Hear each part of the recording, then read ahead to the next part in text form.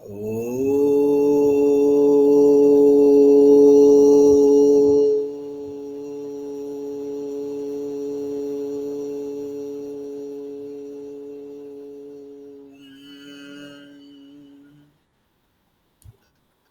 ॐ सहनाववतु सहनौ भुनक्तु सह वीर्यं करवावहै तेजस्विनावधीतमस्तु मा विद्विषावहै।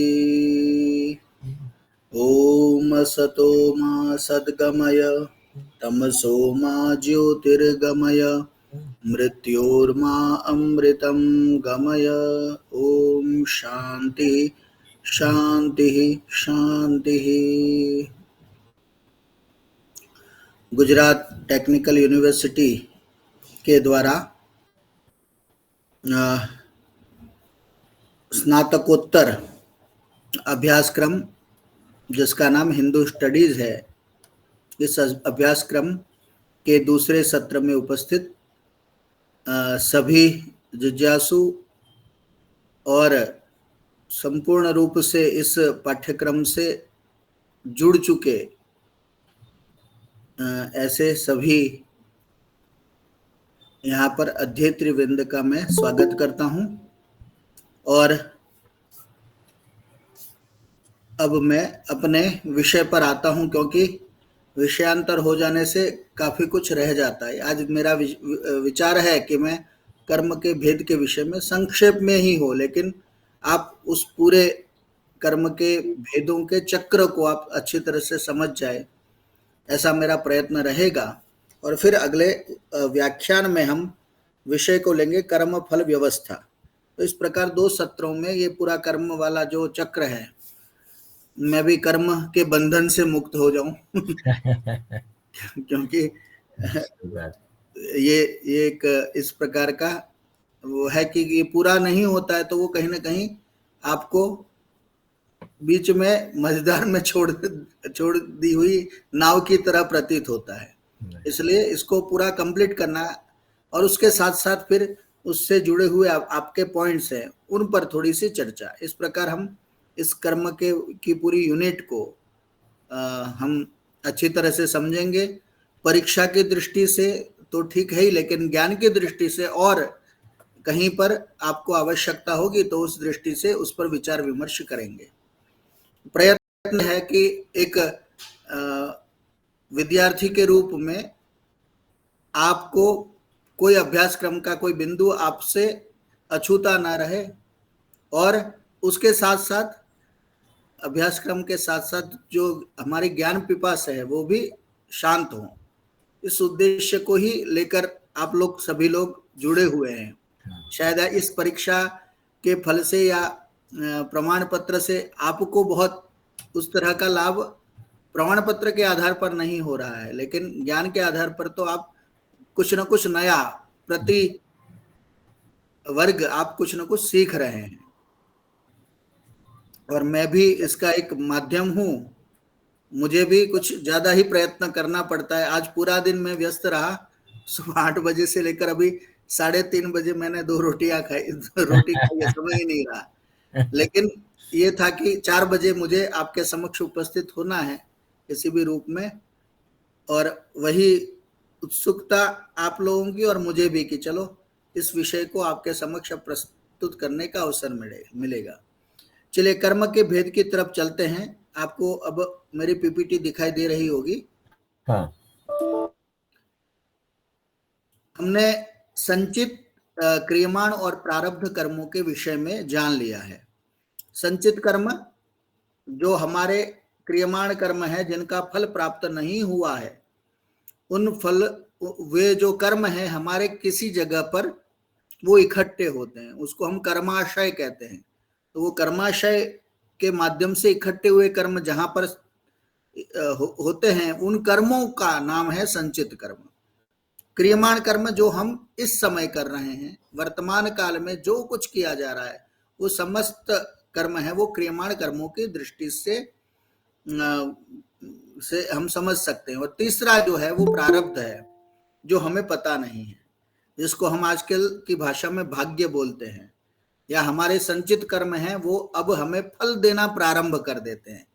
वो फिर पुनर्जन्म के माध्यम से, या कुछ ऐसे कर्म जिनका कभी कभी ऐसा होता है कि कर्म न करते हुए भी कहीं फल की प्राप्ति आपको दिखाई देती है, तो वहां पर हम प्रारब्ध को मान लेते हैं, वो क्योंकि प्रारब्ध कर्म है वो भी हमारे क्रियमाण कर्मों का ही एक फल है, और उसी को दूसरे शब्दों में लोग फिर भाग्य के नाम से कहते हैं। लेकिन प्रारब्ध है वो हमारे कर्मों का ही फल है, इतना समझना आवश्यक है।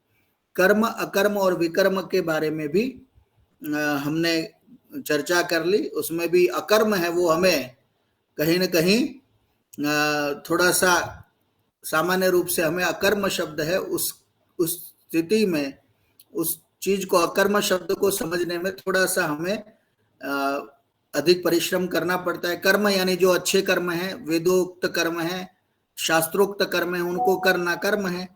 शास्त्रों के विपरीत कर्म जिनको हम कहते हैं, उन कर्मों को यदि करते हैं तो विकर्म कहते हैं। और अकर्म है उसके दो अर्थ है, जैसे वेद में एक शब्द आता है अकर्मादस्यु, जो मनुष्य कर्म नहीं करता है वह दस्यु है, यानी वह डाकू है, वह चोर है। तो वहां पर अकर्मा है वो, यहाँ पर ये गीता वाला जो अकर्म है ना उससे अलग है, इसलिए मैंने अकर्म के दो अर्थ आपको बताए थे। अकर्म का अर्थ होता है कि जिन वेदादि शास्त्रों में कर्मों को नहीं की कहा गया है वे अकर्म की श्रेणी में आ जाते हैं। वेद में उपदेश दिया कि वे स्वर्ग कामो यजेत, अब हम स्वर्ग की इच्छा वाले यज्ञ नहीं करते हैं, प्रमाद करते हैं, तो वो भी अकर्म हो गया। तो वो वेदोक्त जो अकर्म शब्द है उसका ये अर्थ। लेकिन गीता में अकर्म शब्द को थोड़ा और विशेष रूप से समझाया। मैंने कहा था ना कि नए जब प्रत्यय लगता है किसी भी शब्द के साथ, यानी विरोधार्थक प्रत्यय लगता है जब नए, तो उसके 6 अर्थ होते हैं। सादृश्य, उसके जैसा, तदन्यत्व, उससे थोड़ा सा अलग, उसको भी हम नए प्रत्यय के साथ जोड़ देते। अल्प, उसमें कुछ कमी रह जाना, उसको भी हम नए प्रत्यय के साथ उसको जोड़ लेते। विरोधिता, उससे पूर्णतया विरोध होना, वो भी, जैसे धर्म का विरोध है तो वो अधर्म है, धर्म की न्यूनता है तो वो अधर्म है, धर्म से कुछ अलग बता रहे हैं तो वो भी अधर्म है, और उसके जैसा ही कुछ बता रहे हैं तो वो भी अधर्म है। अप्राशस्त्यम, जहां पर प्रशंसा नहीं की गई है, जिसका जैसा स्वरूप है उसके स्वरूप से अतिरिक्त हम कुछ बोलते हैं, उसकी प्रशंसा स्तुति, उसका स्वरूप हम अच्छी तरह से नहीं बताते हैं, तो वो अप्राशस्त्य कहलाता है। वो भी ऐसे ही वो शब्द के साथ जुड़ जाता है तो उसका अर्थ भी ये अ या अन से लग जाता है, और अभाव होना उसको भी हम नए प्रत्यय के रूप में देखते हैं, यानी अधर्म बोलते हैं तो इनमें 6 में से कोई भी अर्थ हो सकता है। तो अकर्म बोलने से, अब देखिए, तदन्यत्वम, उससे कुछ अलग बता रहा है। गीताकार कृष्ण बता रहे हैं कि अकर्म है वो अलौकिक वस्तु है, अन्य वस्तु है, वो ये सामान्य लोगों के समझ में आने वाला यह पदार्थ नहीं है, क्योंकि किए जाने वाले जो कर्म संचित नहीं होते हैं और फल प्रदान नहीं करते हैं।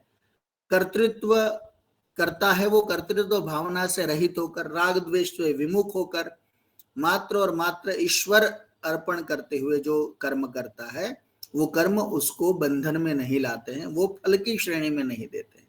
इसलिए गीता में बहुत बार ये अकर्म शब्द का प्रयोग इस अर्थ में किया गया है। ठीक है, तो ये अकर्म शब्द को आप समझ गए हैं। उसकी बहुत सारी बातें हमने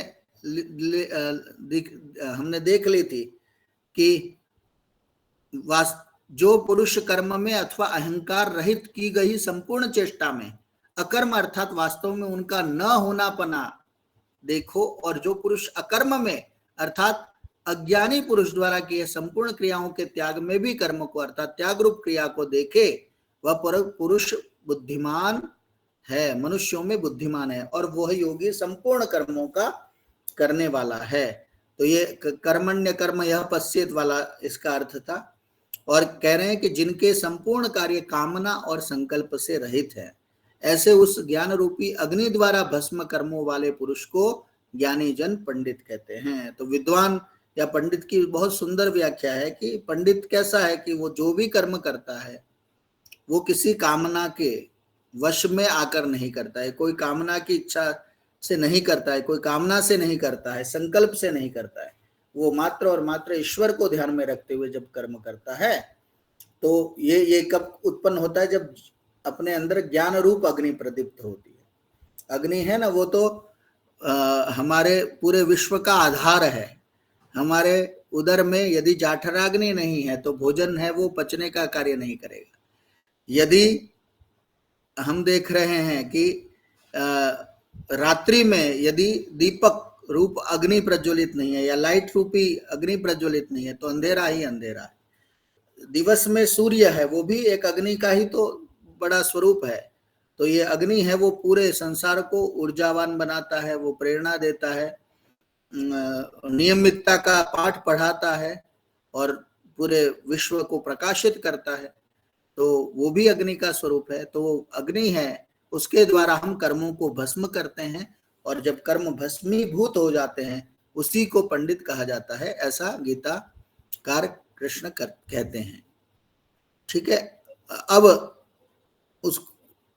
उससे अलग भी बहुत सारे यहाँ पर उदाहरण बताए हैं, मैं उन सभी को नहीं ले रहा हूं क्योंकि वो 2-4 उदाहरणों के माध्यम से आप उस अर्थ को समझ रहे हैं। अब आ रहा है जो तीसरा उसका विभाग है, सकाम और निष्काम कर्म। सकाम कर्म और निष्काम कर्म, यदि हम इसको ढूंढने का प्रयत्न करते हैं कि ऐसे कर्मों का उल्लेख कहाँ किया गया है, तो श्रीमद् भगवद गीता में है और वेदों में भी इसका उल्लेख किया गया है। यह भेद फलेच्छा एवं वासना की दृष्टि से किया गया है। ठीक है। हमारे मन में स्थित जो भावना है वो वासना कहलाती है। उस वासना की दृष्टि से या फल की इच्छा की दृष्टि से यह भेद होता है। सकाम और निष्काम सभी कार्य अच्छे हैं, लेकिन अच्छे कार्य जब हम करते हैं उसमें हमारी कामना जुड़ जाती है, हमारी इच्छा जुड़ जाती है, हमारा संकल्प जुड़ जाता है, हम उससे अपना कुछ स्वार्थ सिद्ध करने का प्रयत्न करते हैं, तो वो सारे कर्म हैं वो सकाम की श्रेणी में आ जाते हैं। और निष्काम कर्म है कि आप वही हाँ जी, हाँ जी बोलिए। Sakam means actually if we do something and we pray for the health of our family is also become sakam or nishkam. हाँ देखिए, परिवार की उन्नति के लिए भी वहां भी कामना तो है ना, आप कर्म करते हुए कहीं ना कहीं आप इच्छा कर रहे हैं, कोई आप कसरत कर रहे हैं, तो कसरत करने से क्या होगा, अपने शरीर की वृद्धि होगी, शरीर स्वस्थ रहेगा, तो वहां पर कामना तो जुड़ गई है। उसी प्रकार आप परिवार के लिए कुछ करने जा रहे हैं, आप जैसे सोच लीजिए कि परिवार के लिए आप कुछ बना रहे हैं, कुछ महिलाएं हैं वो भोजन आदि का निर्माण करती है, तो वहां पर भावना तो है ना कि परिवार के लोग इससे प्रसन्न होंगे, कोई ना कोई मेरी प्रशंसा करेगा, कहीं ना कहीं थोड़ा सा तो उससे मुझे आनंद की प्राप्ति होगी। यदि ऐसा हम वहां पर ऐसा भाव जोड़ लेते हैं ना तो वो सकाम कर्म हो जाएंगे। लेकिन वो आप उसी चीज को आप किसी भी कार्य को कर रहे हैं, वो कार्य यदि आप कोई कामना से रहित होकर करते हैं, करना है, काम करने को मना नहीं कर रहे हैं, लेकिन वहां पर कामना नहीं जुड़ती है तो वो निष्काम हो जाएंगे। और निष्काम है ना वो वैसे ही है जैसे अकर्म है। अकर्म जो हमने गीता में अभी पढ़ रहे थे ना, वैसे ही वो निष्काम कर्म कहे जाते हैं। थोड़ा सा इसको और स्पष्टता से हम समझ लेते हैं। देखिए, सबसे पहले सकाम कर्म, आपका भी समाधान, प्रश्न का समाधान इसमें आ जाएगा। सकाम कर्म फल प्राप्ति की इच्छा से किया जाता है। अब जब कोई भी कार्य करते हैं, उस कार्य का मुझे यह फल प्राप्त होगा, ऐसी भी आप इच्छा रखते हैं। जैसे आप ये अभ्यास क्रम में हिस्सा ले रहे हैं, भाग ले रहे हैं, और आपकी यह इच्छा होती कि भाई मुझे अच्छे अंक प्राप्त हों। बुरा नहीं है, सकाम कर्म कभी बुरे नहीं है, लेकिन वहां पर इच्छा तो जुड़ गई, तो इच्छा जुड़ने से वो कर्म है वो सकाम की श्रेणी में आ जाएंगे। देखिए, यज्ञ, दान, परोपकार आदि कर्म शुभ कर्म है, लेकिन उसके साथ यदि फल की इच्छा भी जुड़ी हुई है, तो उसके जुड़ी हुई है कि हमने कहीं दान किया तो उनके नाम से धर्मशाला आदि का निर्माण हो। आपने कुछ दान किया तो उन्होंने कहा कि चलो आपके नाम से एक हम कमरा बनवा देंगे। आप देखते हैं ना, बहुत सारे जगहों पर जहां पर तीर्थ स्थल होते हैं, वहां पर कमरे बने हुए थे, और कमरे के बाहर आप देखते हैं संगमरमर पर किसी का नाम लिखा होता है। तो उसी नाम से धर्मशाला का निर्माण होता है ना। बहुत सारे आप देखते हैं कि स्कूल बनाए हैं, किसी ने संस्थाएं बनाई हैं, तो उनमें उसका नाम जुड़ा रहता है। तो वो काम तो अच्छा है, दान करना या कुछ परोपकार का कार्य करना, यज्ञादि करना, वो सब सही है, लेकिन हमारी फल की इच्छा भी जुड़ जाती है कि भाई ऐसा मैंने किया है तो उसका धर्मशाला का निर्माण हो जाए। हम दरिद्रों को वस्त्र आदि का दान देते हैं, तो फिर ऐसी अपेक्षा भी रखते हैं कि भाई माइक में मेरा नाम ले लें। यदि ऐसी इच्छा भी होती है, तो ऐसे शुभ लौकेशणा से युक्त कर्म भी सकाम कर्म में आ जाएंगे। मनुष्य है ना, उनकी 3 ऐषणाएं होती हैं, आपको पता ही होगी, बता सकते तो बताइए।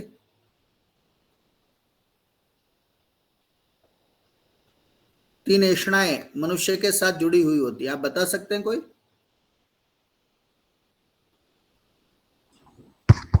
I don't know, sir. What is Ashina means? ऐषणा यानी इच्छा। तृष्णा और इच्छा। Okay okay. उसको ऐषणा कहते हैं। और जैसे हम कहते हैं ना 4 पुरुषार्थ होते हैं, वैसे भी सामान्य मनुष्यों में 3 प्रकार की ऐषणाएं होती हैं। वो ऐषणा है ना, 3 हैं, उनको मैं आपको बता देता हूं। पुत्रेषणा, प्रत्येक व्यक्ति चाहता है कि मेरी संतान हो, तो वो पुत्रेषणा है, वो संतति की वृद्धि की इच्छा होती है ना, वो सामान्य मनुष्यों में होती है। देखिए, अब कुछ लोग होते हैं जो इनसे परे होते हैं, वो इच्छा से रहित होते हैं, लेकिन वो उनको अपवाद माना जाता है। लेकिन सामान्य रूप से लोक में हम देखते हैं कि पुत्रेषणा है वो सभी में होती कि मेरी संतति हो, मेरा भी एक अपना परिवार हो। तो ये पुत्रेषणा है वो बहुत महत्व रखती है। आप देखते हैं कि देखिए दशरथ है, वो पुत्रेषणा से ही तो यज्ञ कर रहे हैं, वो पुत्रेष्टि यज्ञ है। दिलीप है, वो भी गौ सेवा कर रहे हैं। आपको पता होगा कि दिलीप वाली कहानी आपको याद होगी ना, सुदक्षिणा और दिलीप है, उन्होंने कामधेनु का अनादर कर दिया था, और अनादर करने के कारण उनको संतान उत्पन्न नहीं हो रही थी। तब उन्होंने कहा कि आप नंदिनी की सेवा करिए। वशिष्ठ आश्रम में जाकर नंदिनी की सेवा करते हैं और फिर उसको संतान की प्राप्ति होती है। तो सामान्य रूप से जितने भी मनुष्य हैं उनकी एक इच्छा होती है कि मेरी संतति हो। दूसरी है वो वित्तेषणा। दूसरी कौन सी है? वित्तेषणा। वित्त यानी धन की इच्छा सभी को होती है। देखिए, आप संसार में धन के बिना तो काम चलना मुश्किल है। शायद 1% व्यक्ति होंगे जिनको धन की इच्छा ना हो। आप कितना भी दीजिए, व्यक्ति की इच्छा वो शांत नहीं होती है, और वित्तेषणा सामान्य रूप से होती है। तो मुझे क्या लाभ होगा, हम सब भी नौकरी कर रहे हैं, आप सब भी किसी न किसी व्यवसाय या कहीं से जुड़े हुए हैं, वो सब वित्तेषणा करवा रही है आपको, तो वो वित्तेषणा जुड़ी होती है। और तीसरी होती है वो लोकेषणा होती है। लोकेषणा का अर्थ लेंगे बहुत व्यापक हो जाएगा लोकेशना का अर्थ, लेकिन सामान्य रूप से लोक प्रसिद्धि, कीर्ति, हाँ कीर्ति, लोग मेरे बारे में कहें, संसार में मेरा भी नाम हो, कोई सचिन तेंदुलकर की तरह मुझे भी महत्व दे, वो लोकेशना होती है।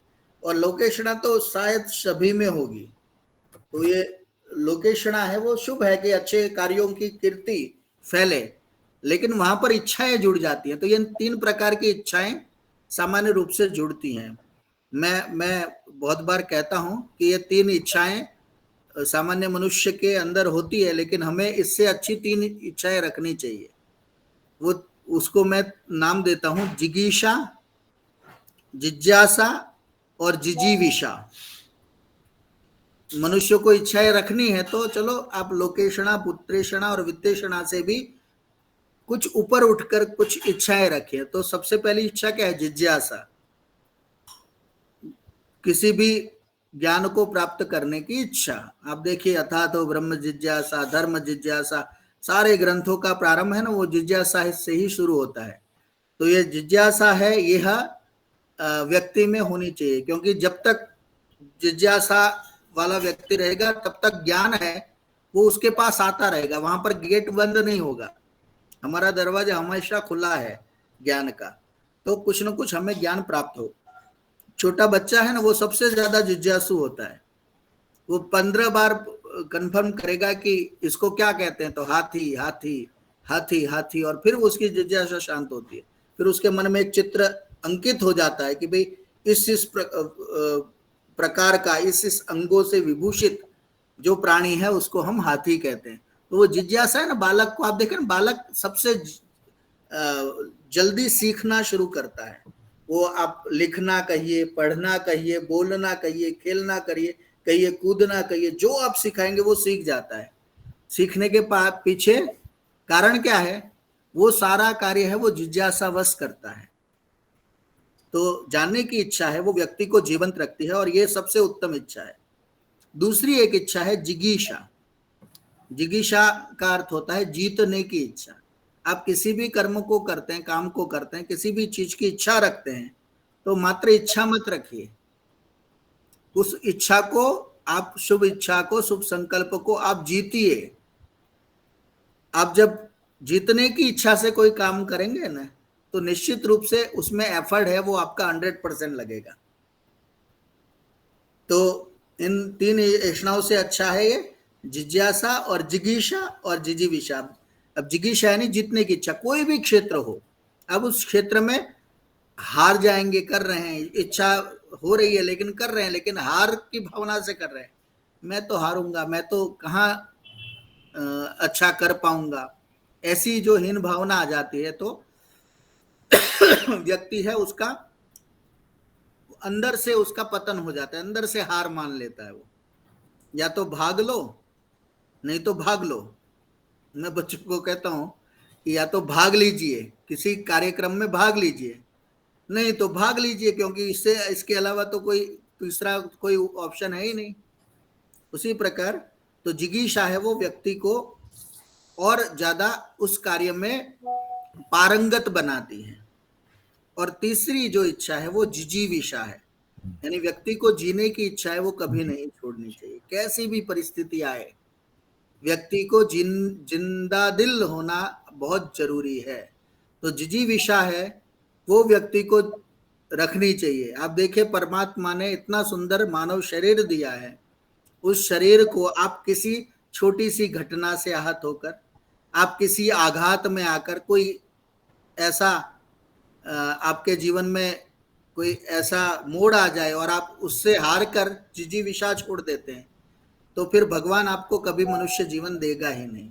इसलिए हमारे वेद भी तो कहते हैं अंधन तम प्रविशन्ति ये विद्याम उपासते ये के चात्म हनो जना। वहां पर कहते हैं अपने आप को मारने वाले, अपने आप का हनन करने वाले व्यक्ति हैं, वो तो अंध से भी अंधकार के लोक में वो प्रवेश कर जाते हैं, वो उससे कभी बाहर नहीं आ पाते हैं। तो इन 3 लोकेशणा हैं, 3 इच्छाएं हैं, इष्टाएं हैं, उनसे उत्तम है ये 3 इच्छाएं। उसको हम जिज्ञासा, जिगीषा और जिजीविषा के नाम से कह सकते हैं। तो ये इच्छाएं हैं, वो व्यक्ति को अच्छे कार्य के लिए हमेशा प्रेरित करती है। लोकेशना में क्या होता है, कभी कभी लोकेशना के लोभ में व्यक्ति खराब कार्य भी कर लेता है। वित्तेषणा है तो वो भी खराब कार्य करवाती है, और पुत्रेषणा है वो भी कहीं ना कहीं खराब कार्य करने के लिए प्रेरित करती है। तो ये तीनों चीजें हैं, इनसे उत्तम है कि हम इन 3 इच्छाओं को रखें। एक एक्सक्यूज मी हाँ जी सर, ये पुत्रेषणा, वित्तेषणा, लोकेशना, ये सभी धर्म के साथ करने के बाद भी ये सभी सकाम के रूप में आते हैं। So how do we have to relieve from the karma bandhan? बहुत कठिन है ना, इसलिए तो शास्त्र उपदेश दे रहे हैं कि आप कर्म करिए, चलिए सकाम ही कर लीजिए। नहीं, लेकिन सकाम से आगे बढ़े एक ऐसी स्थिति। या पुत्रेषणा मीन्स हमने पंच मीन्स ये हमारा फादर मीन्स रिकॉल पिता का ऋण के पूरी करने के लिए पुत्र होना जरूरी है, हम सबको पता है ये सब। So but it is also making us doing in कर्म बंधना, राइट? हाँ बिल्कुल बिल्कुल, क्योंकि आप जो भी कार्य कर रहे हैं वो इच्छा है ना कि पुत्र की मुझे कामना है, तो आप वो कामना से जुड़ रहे हैं, तो आपको उसका उसी प्रकार का कोई ना कोई फल प्राप्त होगा। तो वो सकाम कर्म है, वो सारे कर्म हैं, वो कोई भी ले लीजिए आप, वो जहां पर आपकी इच्छा जुड़ी हुई होगी, आप कामना से करेंगे, किसी भी चीज को आप इच्छा पूर्वक करेंगे, तो इच्छाएं आपको वो सकाम कर्म की श्रेणी में ले जाएंगे। तो शुभ लोकेशना भी हो, वो भी सकाम कर्म में आएंगे और मनुष्य के बंधन के कारण बनेंगे, उससे आप मुक्त नहीं हो पाएंगे। सकाम कर्म भी मनुष्य को बांधते हैं, जिस कारण फलों के उपभोग के लिए उसे पुनः जन्म ग्रहण करना पड़ेगा।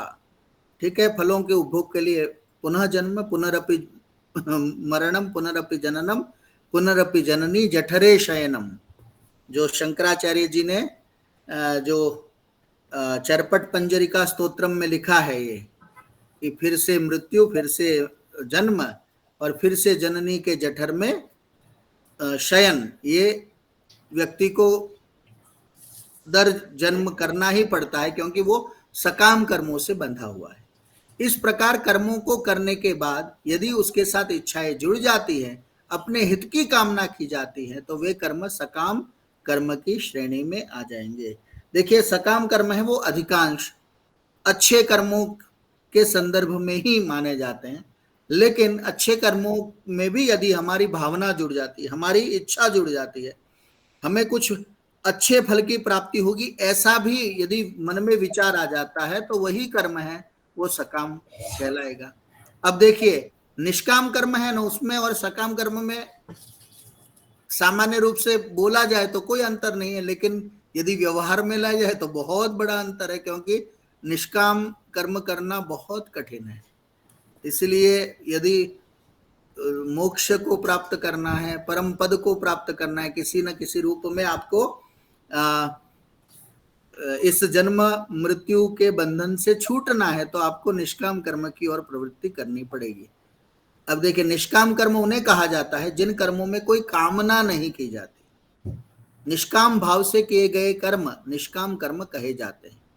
यह कर्म सकाम कर्म की तरह शुभ ही होते हैं, लेकिन यहाँ पर फल की कामना नहीं की जाती। गीता का जो वो वचन है ना, कर्मण्येवाधिकारस्ते मा फलेषु कदाचन मा कर्म फल हेतु भू माते संगोस्त्व कर्मणि, यहाँ पर वही तो बता रहे हैं, आप कर्म करते जाइए लेकिन फल की इच्छा मत रखिए। आपने फल की इच्छा रख दी तो समझ लीजिए वहीं पर आपका कर्म है वो आपको बंधन में डालने वाला होगा। यह कर्म सकाम कर्म की तरफ शुभ होते हैं। यहाँ पर इसलिए इसी निष्काम कर्म को गीता में श्री कृष्ण बहुत प्रकार से समर्थन करते हुए दिखाई देते हैं। गीता में इसका बहुत उल्लेख हमें निष्काम कर्म के विषय में आपको प्राप्त हो जाएगा। गीता का अध्याय 4 ले लीजिए, अध्याय 6 ले लीजिए, या बीच बीच में भी बहुत सारे ऐसे श्लोक मिल जाएंगे। मुझे लग रहा है 40 से 50 श्लोक हैं जो हमें निष्काम कर्म का संदेश देते हैं। वो फिर बहुत लंबा हो जाएगा, कुछ 2-4 हम उदाहरण के रूप में श्लोक ले लेते हैं। देखिए, गीता के 4 अध्याय में कह रहे हैं, योग संन्यस्त कर्माणम ज्ञान संचिन्न संशयम आत्मवंतम न कर्माणि निबध्नन्ति धनंजय।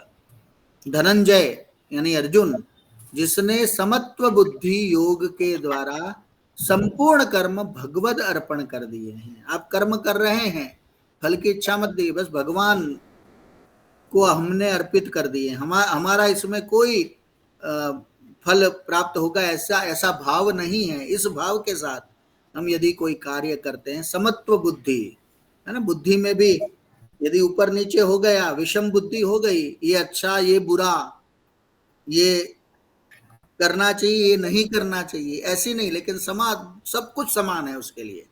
ऐसे योग के द्वारा यदि संपूर्ण कर्म भगवद अर्पण कर दिए हैं, ज्ञान के द्वारा जिसके सब संशय नष्ट हो गए हैं, मात्र कर्मों को भगवद अर्पण करने से ही काम नहीं चलेगा, साथ में ज्ञान के द्वारा सारे संशयों का समाधान भी हो जाना चाहिए, जो वहां पर शंका का स्थान ही नहीं रहे, सारी शंकाओं का समाधान हो जाए ज्ञान के द्वारा। ऐसे परमात्मा परायण पुरुष को कर्म नहीं बांधते। तो ये कौन से कर्म नहीं बांधते हैं? निष्काम कर्म नहीं बांधते हैं। उसी चीज को आगे देखिए तो काम्यानाम कर्मणाम न्यासम संन्यासम कवयो विदु सर्व कर्म फल त्यागम प्राहुस त्यागम विचक्षणा। काम्य कर्मों को रख देना, काम्य कर्मों को एक तरफ रख देना, न्यास यानी रखना। तो काम्य कर्मों को पूर्ण रूप से उससे विरक्त हो जाना, उसी को विद्वान या कवि लोग क्या नाम देते हैं? संन्यास। संन्यास का अर्थ क्या है? हमारे जितने भी सकाम कर्म हैं उन सकाम कर्मों से विरक्त हो जाना। संन्यास जो आश्रम है ना, उसका यही लक्षण है कि सबसे पहले आप कर्मों के बंधनों से मुक्त होकर ही सारे कार्य भगवद अर्पण करते हैं। इसलिए सन्यासी कहते हैं ना कि मेरा कोई परिवार नहीं होता है, मेरा कोई जन्म स्थान नहीं होता है, मेरा कोई आश्रम नहीं होता है, मैं तो बस जहां जाता हूं वहीं का हो जाता हूं और वहीं मैं कर्मों के बंधनों से मुक्त होता हुआ मात्र और मात्र ईश्वर का मैं रात दिन अहरनिश मेरे ईश्वर पे में ही लीन रहता हूं। ऐसे व्यक्ति को ही संन्यास ग्रहण करना चाहिए, जिसने अपने काम्य कर्मों का संपूर्ण निषेध कर दिया है। और सर्व कर्म फल त्यागम, और त्याग का मुख्य लक्षण क्या है? कि समस्त कर्मों से त्याग प्राप्त कर लेना। यदि समस्त कर्मों से त्याग प्राप्त नहीं हुआ है तो उसको उससे अलग को हम त्याग नहीं कहेंगे। तो समस्त कर्मों के फलों से त्याग, वही त्याग का लक्षण बताया है। गीता में ऐसे बहुत सारे श्लोक हैं। मैं कुछ श्लोकों को और आप चाहते हैं तो कुछ श्लोकों को भी आपके समक्ष रख सकता हूं गीता के, या आप इस चीज को देखेंगे तो बहुत जगह पर आपको इस संदर्भ में उल्लेख मिल जाएंगे। अनाश्रितः कर्म फलम कार्यम कर्म करोति यः स सन्यासी च योगी च न निरग्निर्न चाक्रियः। इस तरह 6 अध्याय के पहले श्लोक में कहते हैं कि अनाश्रितः, किसी के आश्रित नहीं होकर, कार्यम कर्म करोति, कार्य और कर्म जो व्यक्ति करता है वो सन्यासी च योगी च, वह सन्यासी और योगी होता है। न निरग्निर्न चाक्रिय, वो कभी अग्नि रहित और अक्रिय नहीं रहता है, वो हमेशा कार्य करता है तो ईश्वर की इच्छा से, ईश्वर को ही समर्पण की भावना से वो करता है। ठीक है, अब चलते हैं आगे। उदाहरण के रूप में यदि कोई व्यक्ति लाख रुपया दान देता है, उसके बाद संगमरमर की शिला में उसका नाम लिखा जाए या उसकी संस्था का, कंपनी का नाम जुड़ जाए, इस भावना से किया कर्म सकाम कर्म कहलाएगा। और यही लाख रुपये देने के बाद माने गुप्त दान के रूप में दे देता है और वह अपने नाम की इच्छा नहीं रखता, कहीं उल्लेख तक नहीं करता कि मैंने भाई इतना दान दिया है, ऐसे कर्मों को निष्काम कर्म कहा जाता है। हमारे लोक में अभी भी बहुत जगह पर आप देखेंगे ना कि कोई दान करता है तो दान करते हुए वहां पर अपना नाम नहीं लिखवाता है, क्या लिख दो, गुप्त दान। और गुजरात में तो एक राम भरोसे राम भरोसे बिल्कुल, मैं वही कहना चाह रहा था। गुजरात में तो जो प्रसिद्ध निकालते हैं तो भाई क्या नाम, राम भरोसे लिख दो। तो राम भरोसे इस प्रकार का, जब मेरा नाम कहीं आए ही नहीं, कोई पढ़े और उसके द्वारा कोई मुझे दो चार अच्छे शब्द कहें, ऐसी भावना, ये सब क्या है, एक एक के बाद दूसरा, दूसरे के बाद तीसरा, वो बढ़ता ही रहता है। तो इस प्रकार वो अपने नाम की इच्छा नहीं रखता, उल्लेख तक नहीं करता, ऐसे कर्मों को निष्काम कर्म कहा है। देखिए, लाख रुपया आपको देना ही है, ऐसे भी देना है वैसे भी देना है। जब आप ऐसे दे रहे हैं और फिर आप अपने नाम की, अपनी परिवार की या संस्था की, कंपनी की वहां पर वाहवाही हो, ऐसी इच्छा रखते हैं, काम अच्छा है दान देना, लेकिन वो सकाम हो जाएगा और उसी को आप गुप्त रूप में दे देते हैं। आप कहते हैं भाई ये नाम मेरा मत रखिएगा। तो इस प्रकार से यह कर्म, ऐसे कर्म किए जाएंगे तो उसको हम निष्काम कर्म कहे जाएंगे। आजकल तो निष्काम कर्म तो बहुत मुश्किल हो गया। आज कोई फेसबुक में पोस्ट डालते हैं या हम यूट्यूब में एक लिंक डालते हैं ना, तो 2 घंटे बाद देखते हैं भाई कितने लाइक मिले हैं। तो आप कर्म करते हुए वही फल के लाइक कितने लोग कर रहे हैं मेरी चीज को। तो इस प्रकार हम बंधनों में तो फंसे हुए हो जाते हैं और बार बार देखते, बार बार अपने समय को व्यर्थ करते हैं। आपने अपना काम कर दिया, चलो अच्छा है, किसी व्यक्ति को आप उसके माध्यम से कुछ संदेश देना चाह रहे, कुछ अच्छा कार्य करना चाह रहे, अपने आत्म संतोष के लिए आप काम करना चाह रहे हैं, लेकिन वो करने के बाद भी आप बारंबार इच्छा रखते हैं भाई कितने लाइक हुए, कितने हुए, ऐसा भी यदि आप रखते हैं तो वो सकाम हो जाएंगे। तो अब देखिए, अपने ना, ऐसे कर्मों को निष्काम, यही कर्म के भोग के लिए पुनः जन्म का कारण नहीं बनते। जो हमने अकर्म शब्द से जिसको लिया था ना, ऐसे ही कर्म है वो निष्काम कर्म में कहे जाएंगे। इस प्रकार सकाम कर्म श्रृंखला की तरह है जिनसे मनुष्य बंधन में पड़ता है। जैसे आप किसी श्रृंखला को ले लीजिए, किसी कहते हैं ना साकड़ गुजराती में, उस किसी श्रृंखला को ले लीजिए, बेड़ी को ले लीजिए, उसके साथ दूसरा, तीसरा, चौथा, वो कड़ी जुड़ी हुई होती है। तो आप सकाम जब कर्म करते हैं तो उसके साथ दूसरा, तीसरा, चौथा, कामना से फिर कामना, फिर कामना से फिर कामना, इस प्रकार कामनाओं का वो पूरा एक हार बन जाता है, एक पूरी श्रृंखला बन जाती है। और यही श्रृंखला है वो मनुष्य को बंधन में डालती है। यदि सांसारिक बंधनों से मुक्त होना है तो निश्चित रूप से निष्काम कर्म करने पड़ेंगे। यही कर्म जन्म मृत्यु के बंधन से मुक्त होने का सामर्थ्य प्रदान करते हैं। निष्काम कर्म करेंगे तभी हम जन्म मृत्यु के बंधन से मुक्त हो पाएंगे। आसक्ति रहित होते हुए 100 वर्ष तक कर्म करने की बात यजुर्वेद में भी कही गई है।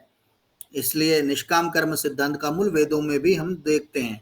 यहाँ पर जो दूसरी लाइन है ना, न कर्म लिप्यते नरे, यहाँ कुर्वन्नेवेह कर्माणि, यानी वेदोक्त कर्मों को करते हुए और फल की प्राप्ति को रखे बिना यदि मनुष्य 100 वर्ष जीने की इच्छा रखता है, वहां भी जीने की इच्छा तो है, जिजीविषा है, लेकिन वो जिजीविषा है वो इसलिए कर्म के बंधन में नहीं डालती है क्योंकि जिजीविषा का जो कारण है वो भोग उपभोग नहीं है।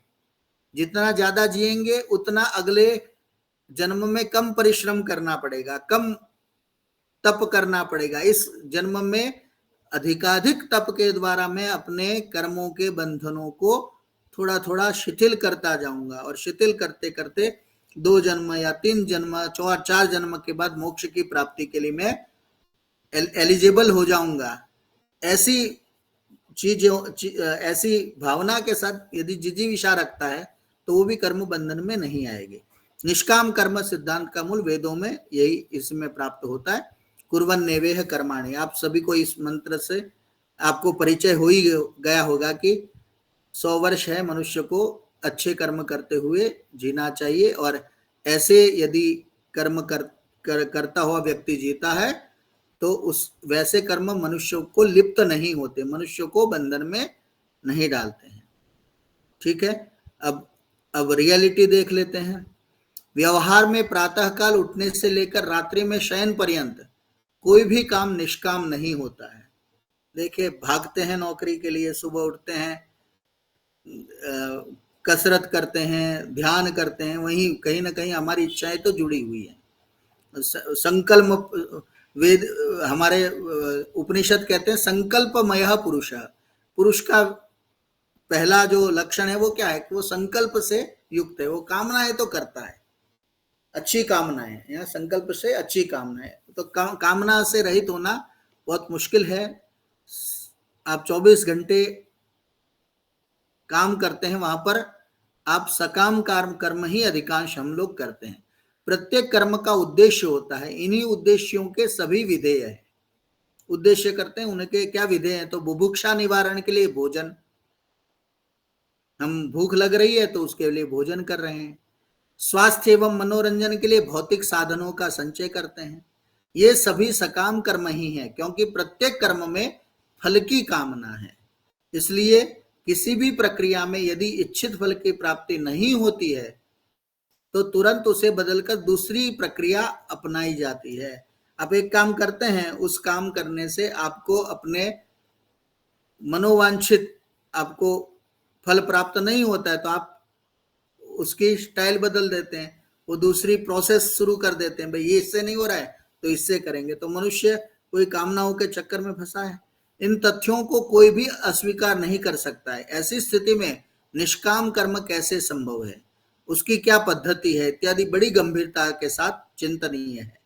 यहाँ थोड़ी सी गहराई में जाकर देखने से ज्ञात होगा कि प्राणी मात्र सदा शांति चाहता है। मनुष्य सब कुछ करता है लेकिन उसके जीवन में शांति नहीं है, तो सब कुछ होते हुए भी वो सबसे ज्यादा दुखी है। तो शांति सबसे महत्वपूर्ण है। भीषण से भीषण व्यक्ति भी दिन भर हिंसा, हत्या, लूट पाट करने के बाद रात्रि में या अंत में विश्राम या शांति के लिए निद्रा की शरण लेता है। ठीक है, शांति के लिए वो सो जाता है, विश्राम के लिए सो जाता है। व्यक्ति कितना भी कुछ कर ले तो उसको शांति तो चाहिए, वह गहरी नींद का प्रयत्न करता है और एकांत चाहता है। ऐसे हम ही नहीं, हिंसक जंतु भी ऐसी ही शांति चाहते हैं। यह शांति सकाम कर्म में नहीं है। कामनाओं की न सीमा है न कहीं उसका अंत है। कामनाएं यानी फलेच्छाएं अनंत हैं। जितनी फल प्राप्ति होगी ना उतनी ही इच्छा या वासना आपकी बढ़ती जाएगी। मनुस्मृति का यह वचन है ना, बहुत महत्वपूर्ण है, और इसको आप इस संदर्भ में सकाम निष्काम के संदर्भ में आप उदाहरण के रूप में लिख सकते हैं, दे सकते हैं। न जातु कामः कामानाम उपभोगेन शाम्यति हविषा कृष्ण वर्त्मेव भूय एवाभिवर्धते। मनुस्मृति में मनु महाराज कहते हैं, यदि हम कामानाम उपभोगेन न जातु कामः शाम्यति, आप कामनाओं का उपभोग कर लेते हैं। जो आपको इच्छाएं हो गई है वो इच्छाओं को आप पूर्ण कर लेते हैं, लेकिन इच्छाओं की पूर्ति होने से काम यानी इच्छा है वो शांत नहीं होती है। एक के बाद दूसरी, दूसरी के बाद तीसरी, और इसी प्रकार अनंत इच्छाओं को करता हुआ मनुष्य है वो अपने पूरे जीवन को यही इच्छाओं के वशीभूत होकर वो जीता है। जिस प्रकार हविषा कृष्ण वर्त्मेव, अग्नि है उसमें आप बुझाने के लिए आप घी डालेंगे अग्नि को, तो क्या होगा? भूय एवाभिवर्तते। जैसे अग्नि में आप घी डालेंगे तो वो अग्नि और ज्यादा प्रदीप्त हो जाएगी, और ज्यादा है वो तेज हो जाएगी। उसी प्रकार से आप एक कामना की पूर्ति होने पर दूसरा काम करते हैं तो वही कामना है वो आपकी और ज्यादा तीव्र हो जाती है, और ज्यादा वो बढ़ जाती है। इसलिए मनुष्य है वो इन कामनाओं से मुक्त नहीं हो पाता है। वैराग्य शतक में भर्तृहरि भी कहते हैं कि भोगा न भुक्ता वयमेव भुक्ता, तपो न तप्तम वयमेव तप्ता, कालो न यातो वयमेव याता, तृष्णा न जीर्णा वयमेव जीर्णा। भोग है वो उन भोगों का उपभोग हमने नहीं किया, और समय आते भोगों ने हमको भोग लिया है। हमने तपश्चर्या नहीं की है, लेकिन हम इस तपश्चर्या को करते करते हम तप जाते हैं, हम दुखी हो जाते हैं। और कालो न यातो, समय नहीं जाता है, हम लोग चले जाते हैं, समय तो वहीं का वहीं रहता है। हम लोग उस समय के प्रवाह में हम कहीं और चले जाते हैं। तृष्णा न जीर्णा, हमारी इच्छाएं हैं वो कभी वृद्ध नहीं होती है। वयमेव जीर्णा, हम ही लोग जीर्ण होते जाते हैं, यानी हम लोग वृद्ध हो जाते हैं। कहते हैं ना वो तृष्णिका तरुणायते, एक ऐसी संसार में चीज ऐसी है जो हमेशा जवान रहती है, वो क्या है? वो इच्छा है। वो इच्छा कभी बूढ़ी होती नहीं है। तो ये सब इच्छाओं का खेल है। लेकिन जब जैसे जैसे हमारी बुद्धि ईश्वर की तरफ मुड़ जाती है, हमारे कर्मों में भी सब जगह ईश्वर का साक्षात्कार का हम दर्शन करते हैं। प्रत्येक व्यक्ति में, हम प्रत्येक प्राणी मात्र में हम ईश्वर को जब देखना शुरू कर देते हैं, तब ये जो सकाम कर्म है वो धीरे धीरे कम हो जाते हैं और हमारी निष्काम कर्मों में प्रवृत्ति बढ़ जाती है। तो देखिए, एक घड़ा है वो 2 घंटे में भर रहा था, वही घड़ा है अब आधे घंटे क्या कहते हैं, 1 दिन में भरेगा, 2 दिन में भरेगा, तो धीरे धीरे कम होता जाएगा। आपका जो फल प्राप्ति का जो संग्रह है वो आपका कम होता जाएगा और धीरे धीरे ये कर्म है आपको जन्म मृत्यु के बंधन से मुक्त करवाते जाएंगे। तो ये सकाम और निष्काम कर्म, इसको पॉइंट के रूप में हमारे अभ्यास क्रम में लिया गया है, इसलिए इसको थोड़ा विशेष रूप से आपके समक्ष मैंने रखा। अब इस संदर्भ में कोई प्रश्न हो तो आप पूछ सकते हैं।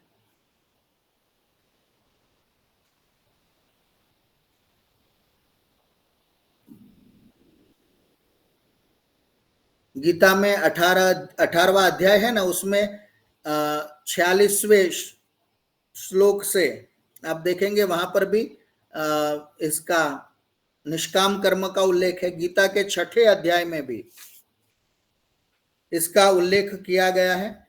18वां अध्याय तो संपूर्ण कहीं ना कहीं वो कर्म संन्यास योग है, इसलिए वहां पर आता ही है कर्मों से संन्यास लेना। तो वो पूरा 18 अध्याय है, उसमें तो लगभग सभी श्लोक हैं वो इस निष्काम कर्म की महत्ता को बता देते हैं। अब 18वें अध्याय को पढ़ लेंगे तो आप निष्काम कर्म को और सरलता से समझ पाएंगे। ठीक है जी, आगे चलते हैं।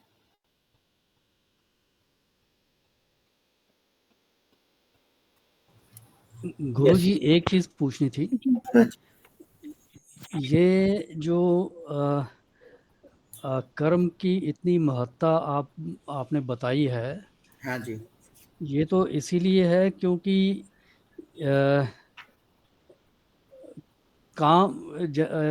मतलब कर्म से ही जो सबसे पहले जो वो निकलता है, काम निकलता है, जो मतलब डिजायर जिसको कहते हैं, इच्छा कहते हैं। ये जो आपने इच्छा के बारे में बताया था अभी, तो यहीं से सारे हमारे विकार शुरू हो जाते हैं। काम, क्रोध, मोह, लोभ, मद, ये यहीं से शुरू होते हैं। तो इसलिए यहीं से हमें मानसिक तौर पे यहीं से हमें खुद को संभालना पड़ता है। हाँ जी, यही कहेंगे इसके विषय में। हाँ जी, बिल्कुल। देखिए, मैंने कहा ना, संकल्पमय पुरुष, तो कामनाओं के बिना तो पुरुष का अस्तित्व नहीं है। तो कामनाएं तो सब जगह होगी, लेकिन उस कामनाओं से धीरे धीरे जैसे हमारी बुद्धि, विवेक बुद्धि और जागृत हो जाती है ना, जैसे गीता में वो कृष्ण जी कह रहे हैं कि विद्या विनय संपन्ने ब्राह्मणे गवि हस्तिनी शुनि चैव स्वपाके च पंडिता समदर्शिना। अब आप देखिए कितनी अद्भुत बात उन्होंने कही। किसी विद्या और विनय से युक्त ब्राह्मण में, गवि गाय में, हस्तिनी हाथी में, शुनी यानी कुत्ते में, और स्वपाक यानी चांडाल में पंडित होते हैं वो समान दृष्टि रखने वाले हो जाते हैं।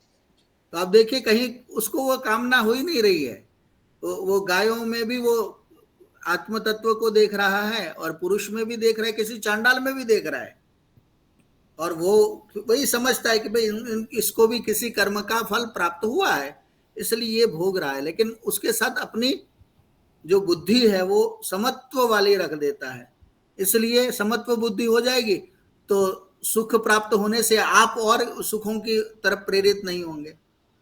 दुख प्राप्त होगा तो आप उससे निवृत्त होने के लिए बहुत ज्यादा जो हम प्रयत्न करते हैं, ऐसे उपाय करते हैं, तो वो करते हुए उदासीन माने हम उस चीज से उदासीन भाव से तटस्थ रहते हुए दोनों को एक समान मानकर हम जीना शुरू कर देते हैं, तो बहुत सारी चीजों से कामनाएं कम हो जाती हैं। मैंने कहा ना कि घड़ा तो भरेगा ही, मनुष्य कामनाओं को करेगा, लेकिन धीरे धीरे कम होती जाएंगी, तो वो उसको फल प्रदान करने से वो मुक्त हो जाएंगे वो कर्म। और ऐसे ही उसके कर्म जब पूर्ण रूप से क्षीण हो जाते हैं तो वो अनंत को प्राप्त हो जाता है, मोक्ष को प्राप्त हो जाता है। तो ये कर्म की यही एक डाउट, आपने कहा सन्यासी लोग वो निष्काम कर्म करते हैं, सो वो किसी को आशीर्वाद देते या नहीं? वो आशीर्वाद है ना, उस देखिए सन्यासियों के आशीर्वाद होते हैं ना, वो हितकारी होते हैं। उसमें उसकी वो देखिए उस भावना से कोई व्यक्ति जाता है। अब ये गीता वाला जो सन्यासी और आज का सन्यासी ना, उसमें बहुत अंतर आ जाएगा, ये भी थोड़ा समझना पड़ेगा आपको। क्योंकि आज के जो सन्यासी लोग होते हैं वो तो क्या होते हैं, स्वाभाविक रूप से लोक कल्याण के लिए, लोकोपकार के लिए जुड़े हुए थे, कहीं ना कहीं उनकी कामनाएं भी होती हैं। लेकिन ये गीता का सन्यासी है ना, ये तो तभी सर्व कर्म फल त्याग, जब आप में सर्व कर्म फल त्याग की भावना आ जाएगी तब आप सन्यास के अधिकारी बनते हैं। तो जो ऐसा सन्यासी होगा उसको तो लोग इफ यू कंसिडर ऋषि, वो किस कैटेगरी में आती?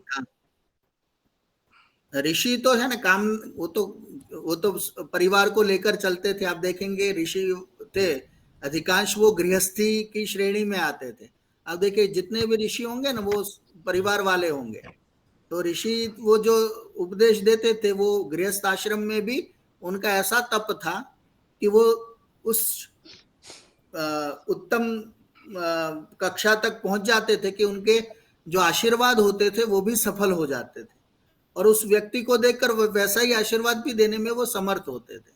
आज भी बहुत जगह पर हम देखते हैं कि जो आशीर्वाद दिया जाता है तो उसके अनुरूप ही दिया जाता है। किसी को आयुष्मान भव, अब रोगी को आप कैंसर के रोगी को यदि सन्यासी आयुष्मान भव बोल देगा तो कहीं ना कहीं सन्यासी की भी वो की समस्या उत्पन्न हो जाती है। तो वो सब देख के ही, परिस्थिति अनुसार ही वो देखकर देते हैं। ऋषि हैं वो गृहस्थ होते थे या सन्यासी होते थे, वो आशीर्वाद प्रदान करते थे। उनका मुख्य उद्देश्य था लोकोपकार, और थोड़े थोड़े वो लोक के साथ जुड़े हुए रहते थे, क्योंकि लोक कल्याण करना भी उनका धर्म होता था। लेकिन अधिकांश उनका समय है वो इनसे रहित होना, क्योंकि लोक में रह रहे हैं तो कुछ ना कुछ लोकोपकार की दृष्टि से कर्म करेंगे, तो वो कर्म थोड़े थोड़े बंधन में डालेंगे। अधिकांश कर्म है उनके कर्म बंधन से मुक्त होने के लिए होते हैं। तो इस तरह से हम इसको देख सकते हैं। उसमें गुरुजी वो जो रियल सेंस में आपने बताए ऋषि या तो फिर आज के समय में भी ऐसे सन्यासी है, तो दिखती है लोकेशना, लेकिन उनको लोकेशना होती नहीं है। हाँ, तो जब उनको लोकेशना नहीं होती है तब उनके द्वारा किए गए सब कार्य बंधन से मुक्त होते हैं। बिल्कुल, वो लोकेशन है ना, वो खुद से जुड़ी है। वो लोकेशन माने लोक कल्याण वाली, परोपकार वाली। हाँ। इसलिए अकर्म में मैंने कहा था कि आसक्ति से रहित, मैं कर रहा हूं, हाँ, ऐसी भावना से रहित और राग द्वेष कर रहा हूं तो मुझे ये जुड़ेंगे मेरे से, ये मेरे से प्रेम भाव रखेंगे, ऐसी कोई कामना नहीं करता है। बस मात्र और मात्र परोपकार ही करता है, उनसे कोई अपेक्षा नहीं रखता है। नहीं रखता। हाँ, तो अनपेक्ष सुचिर दक्ष, गीता में भी है, अनपेक्ष सुचिर दक्ष, सर्वारंभ परिग्रह, सभी कार्यों को पूर्ण करने के बाद वो छोड़ देता है कि बस मेरा काम संपूर्ण हो गया, मुझे पकड़ के नहीं रखना है उसको। ऐसा ही व्यक्ति होता है वो योगी या सन्यासी। गीता की भाषा में कहे तो स्थित प्रज्ञ। स्थित प्रज्ञ के लक्षण पढ़ लेंगे तो भी आपको कर्म, ये निष्काम कर्म है, इसका सिद्धांत समझ में आ जाएगा। ठीक है सिंधु जी? एक डॉक्टर की तरह सर, जैसे डॉक्टर के पास 2 मरीज आते हैं, पहले को खत्म करके दूसरे के पास जब जाता है वो पुराने को भूल जाता है निष्काम की तरफ। हाँ जी। भले आगे डेटा उसको काम में आ सकता है, नहीं भी आ सकता, लेकिन वो तीसरे के पास जाएगा तो पहले दोनों को भूल जाएगा, वो निष्काम की तरह हो जाएगा एक तरह का। लेकिन वो तो अपना स्वार्थ सिद्ध नहीं हो रहा है ना उसका। जिस इच्छा से वो गया था वो तो उसको प्राप्त नहीं हो रहा है, तो वो तो भूलेगा, तो वो निष्काम तो नहीं कहलाएगा। सर मेरी समझ में लोक कल्याण का एक, हाँ जी, लोक कल्याण का कार्य है, लेकिन उसमें अहम भाव नहीं रहेगा तो वो निष्काम कहलाएगा। माने मैं कर रहा हूं, मुझे प्रसिद्धि मिले, ये नहीं होना चाहिए। आप लोक कल्याण का कार्य सन्यासी भी करते हैं, गृहस्थी भी करते हैं, लेकिन जहां पर हमारी भावना जुड़ जाएगी, मैं कर रहा हूं, आपको मैं देखूंगा, मैं गया था, मैंने वो करवाया था, तो देखना भाई, अपने मित्रों को बताते हैं कि देखना तुम वहां पर मैंने ये करवाया है काम, उसको देख कर आना। तो ये अपनी आत्म प्रशंसा के लिए या कुछ लोग आपको अच्छा बोले, ऐसा दिखाने के लिए जो कार्य किया जाते हैं, वहां पर कामनाएं जुड़ जाती हैं।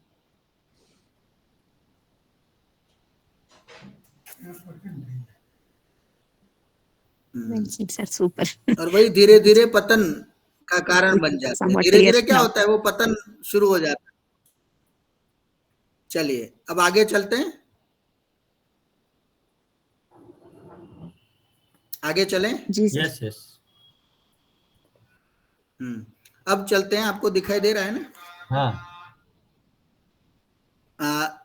फिर आते हैं कर्म शुक्ल कृष्ण, शुक्ल कृष्ण और अशुक्ला अकृष्ण कर्म। यह भेद है वो पाप पुण्य की दृष्टि से किया गया है।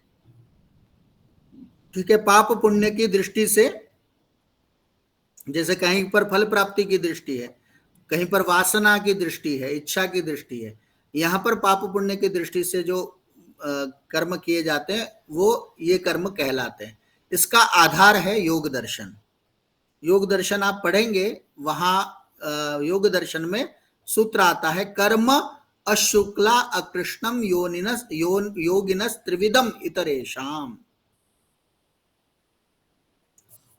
3 प्रकार के कर्म होते हैं, शुक्ल कर्म, कृष्ण कर्म और शुक्ल कृष्ण कर्म। लेकिन जो योगी हैं जन, उनके कर्म कैसे होते हैं? अशुक्ल और अकृष्ण होते हैं। ठीक है, ये त्रिविधम इतरेषाम, इतर मानी अन्य, त्रिविध यानी 3 प्रकार के, 3 प्रकार के अन्य जो कर्म होते हैं, उन कर्मों से अलग योगियों का एक कर्म होता है जिसको हम अशुक्ल और अकृष्ण कहते हैं। इसी के आधार पर मैंने ये 4 भेद किए हैं। सामान्य रूप से 3 प्रकार के भेद वो देखे जाते हैं, लेकिन योगियों में ये 4था भेद भी है। ये कर्म योगियों से भिन्न सामान्य मनुष्यों के लिए हैं।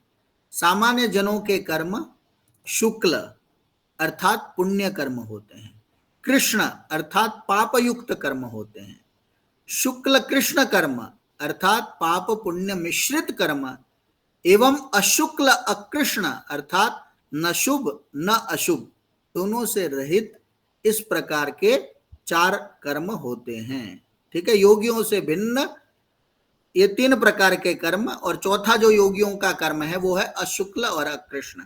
इनके विषय में क्रमशः चर्चा की जा रही है। अब एक एक को हम देखते हैं। शुक्ल का अर्थ होता है सफेद, श्वेत।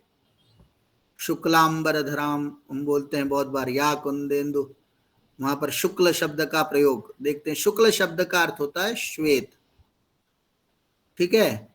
अब शुक्ल जो कर्म होते हैं वो किसके होते हैं? तपः स्वाध्याय ध्यानवताम। वहां पर उसकी व्याख्या करते हुए लिखते हैं कि जो तपस्वी होते हैं, स्वाध्याय करने वाले होते हैं और ध्यान करने वाले लोग होते हैं, उनके अधिकांश कर्म हैं वो शुक्ल कर्म होते हैं।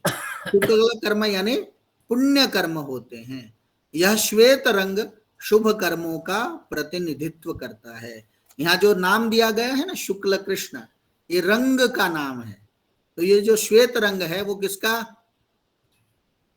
प्रतिनिधित्व करता है? किसका एम्बेसडर है? शुभ कर्मों का है। वो जो कर्म सुख प्रदान करते हैं उस प्रकार के पुण्य कर्म, दान, सेवा आदि कर्मों का यहाँ समावेश होता है। जिन कर्मों को करने से हमें सुख मिले, शांति मिले, आनंद प्राप्त हो, ऐसे पुण्य कर्म, दान, सेवा आदि हम जब करते हैं तो उनका समावेश शुक्ल कर्मों में हो जाता है। पुण्यात्मा ऋषि मुनि और श्रेष्ठ लोग सूक्ष्म कर्म करते हैं। पुण्यात्मा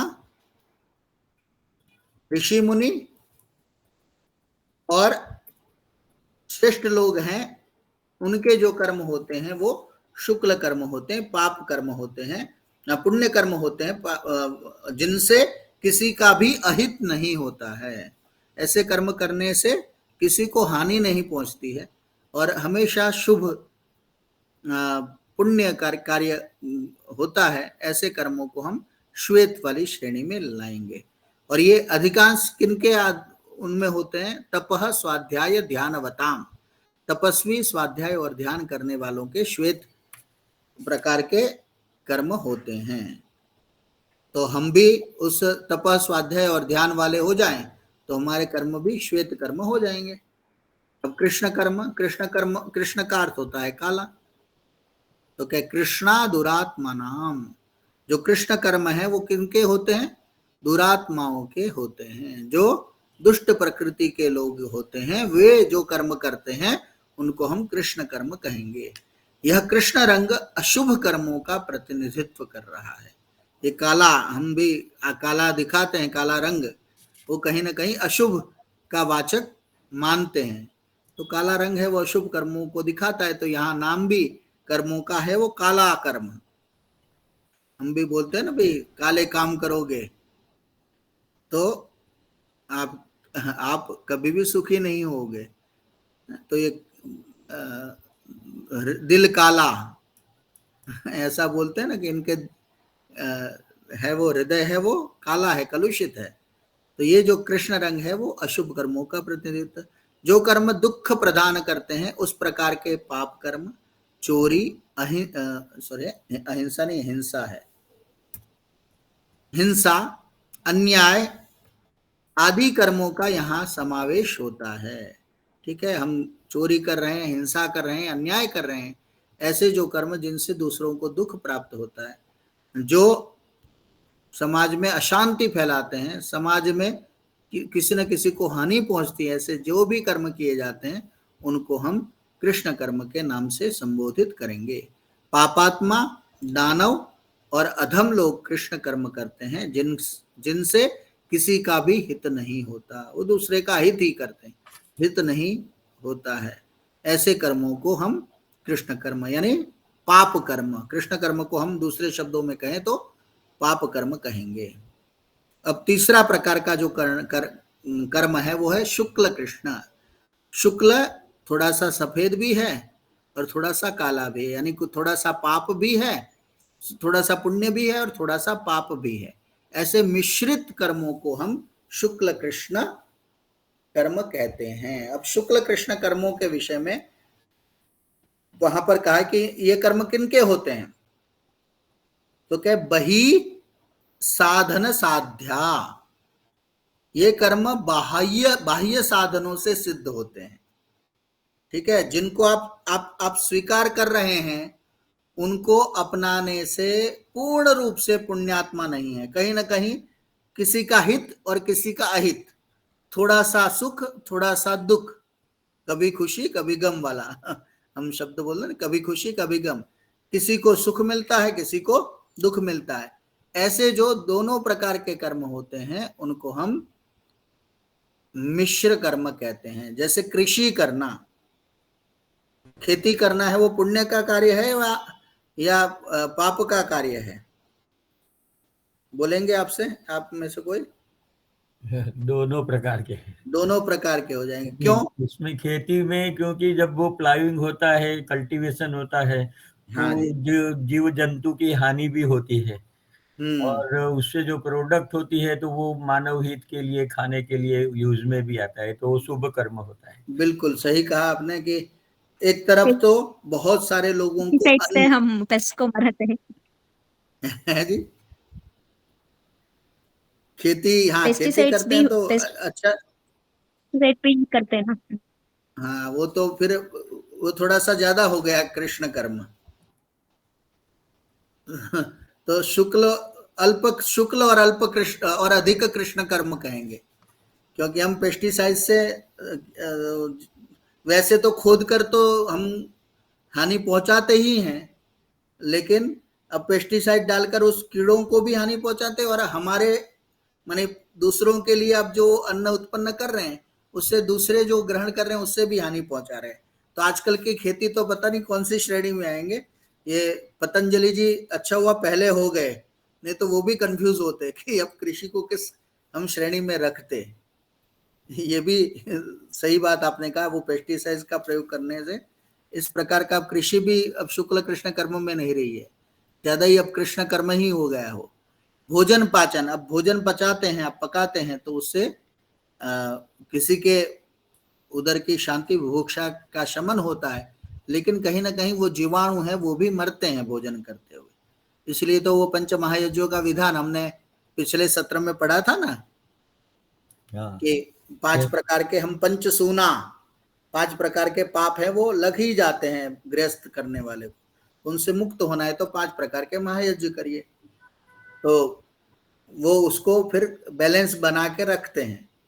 तो ये शुक्ल कृष्ण रंग है, वो मिश्रित कर्मों का प्रतिनिधित्व करता है, जो कर्म बाह्य साधनों से सिद्ध होते हैं, जिसके अपनाने पर कर्म का पूर्ण रूप से पुण्यात्मक होना संभव नहीं है। अब जो कार्य कर रहे हैं, जो बाह्य साधन को अपना रहे हैं दूसरे के भलाई के लिए, अपने से अलग कुछ राष्ट्र की भलाई के लिए आप कर रहे हैं, तो वो कर्म है, वो क्या है, वो पूर्ण रूप से पुण्य प्रदान करने वाले नहीं होंगे, कहीं ना कहीं थोड़ा तो पाप जुड़ा ही रहेगा। ऐसे कर्मों को हम मिश्र कर्म कहेंगे। ठीक है, भोजन पाचन कृषि आदि का यहाँ पर समावेश किया गया है। एक तरफ उसके करने से दुख तो दूसरी तरफ सुख मिलता है, तो दोनों जहां पर होता है वो शुक्ल कृष्ण कर्म कहा जाता है। खेती है वो उसका एक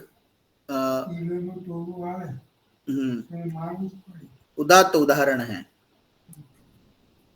कभी कभी करना पड़ता है।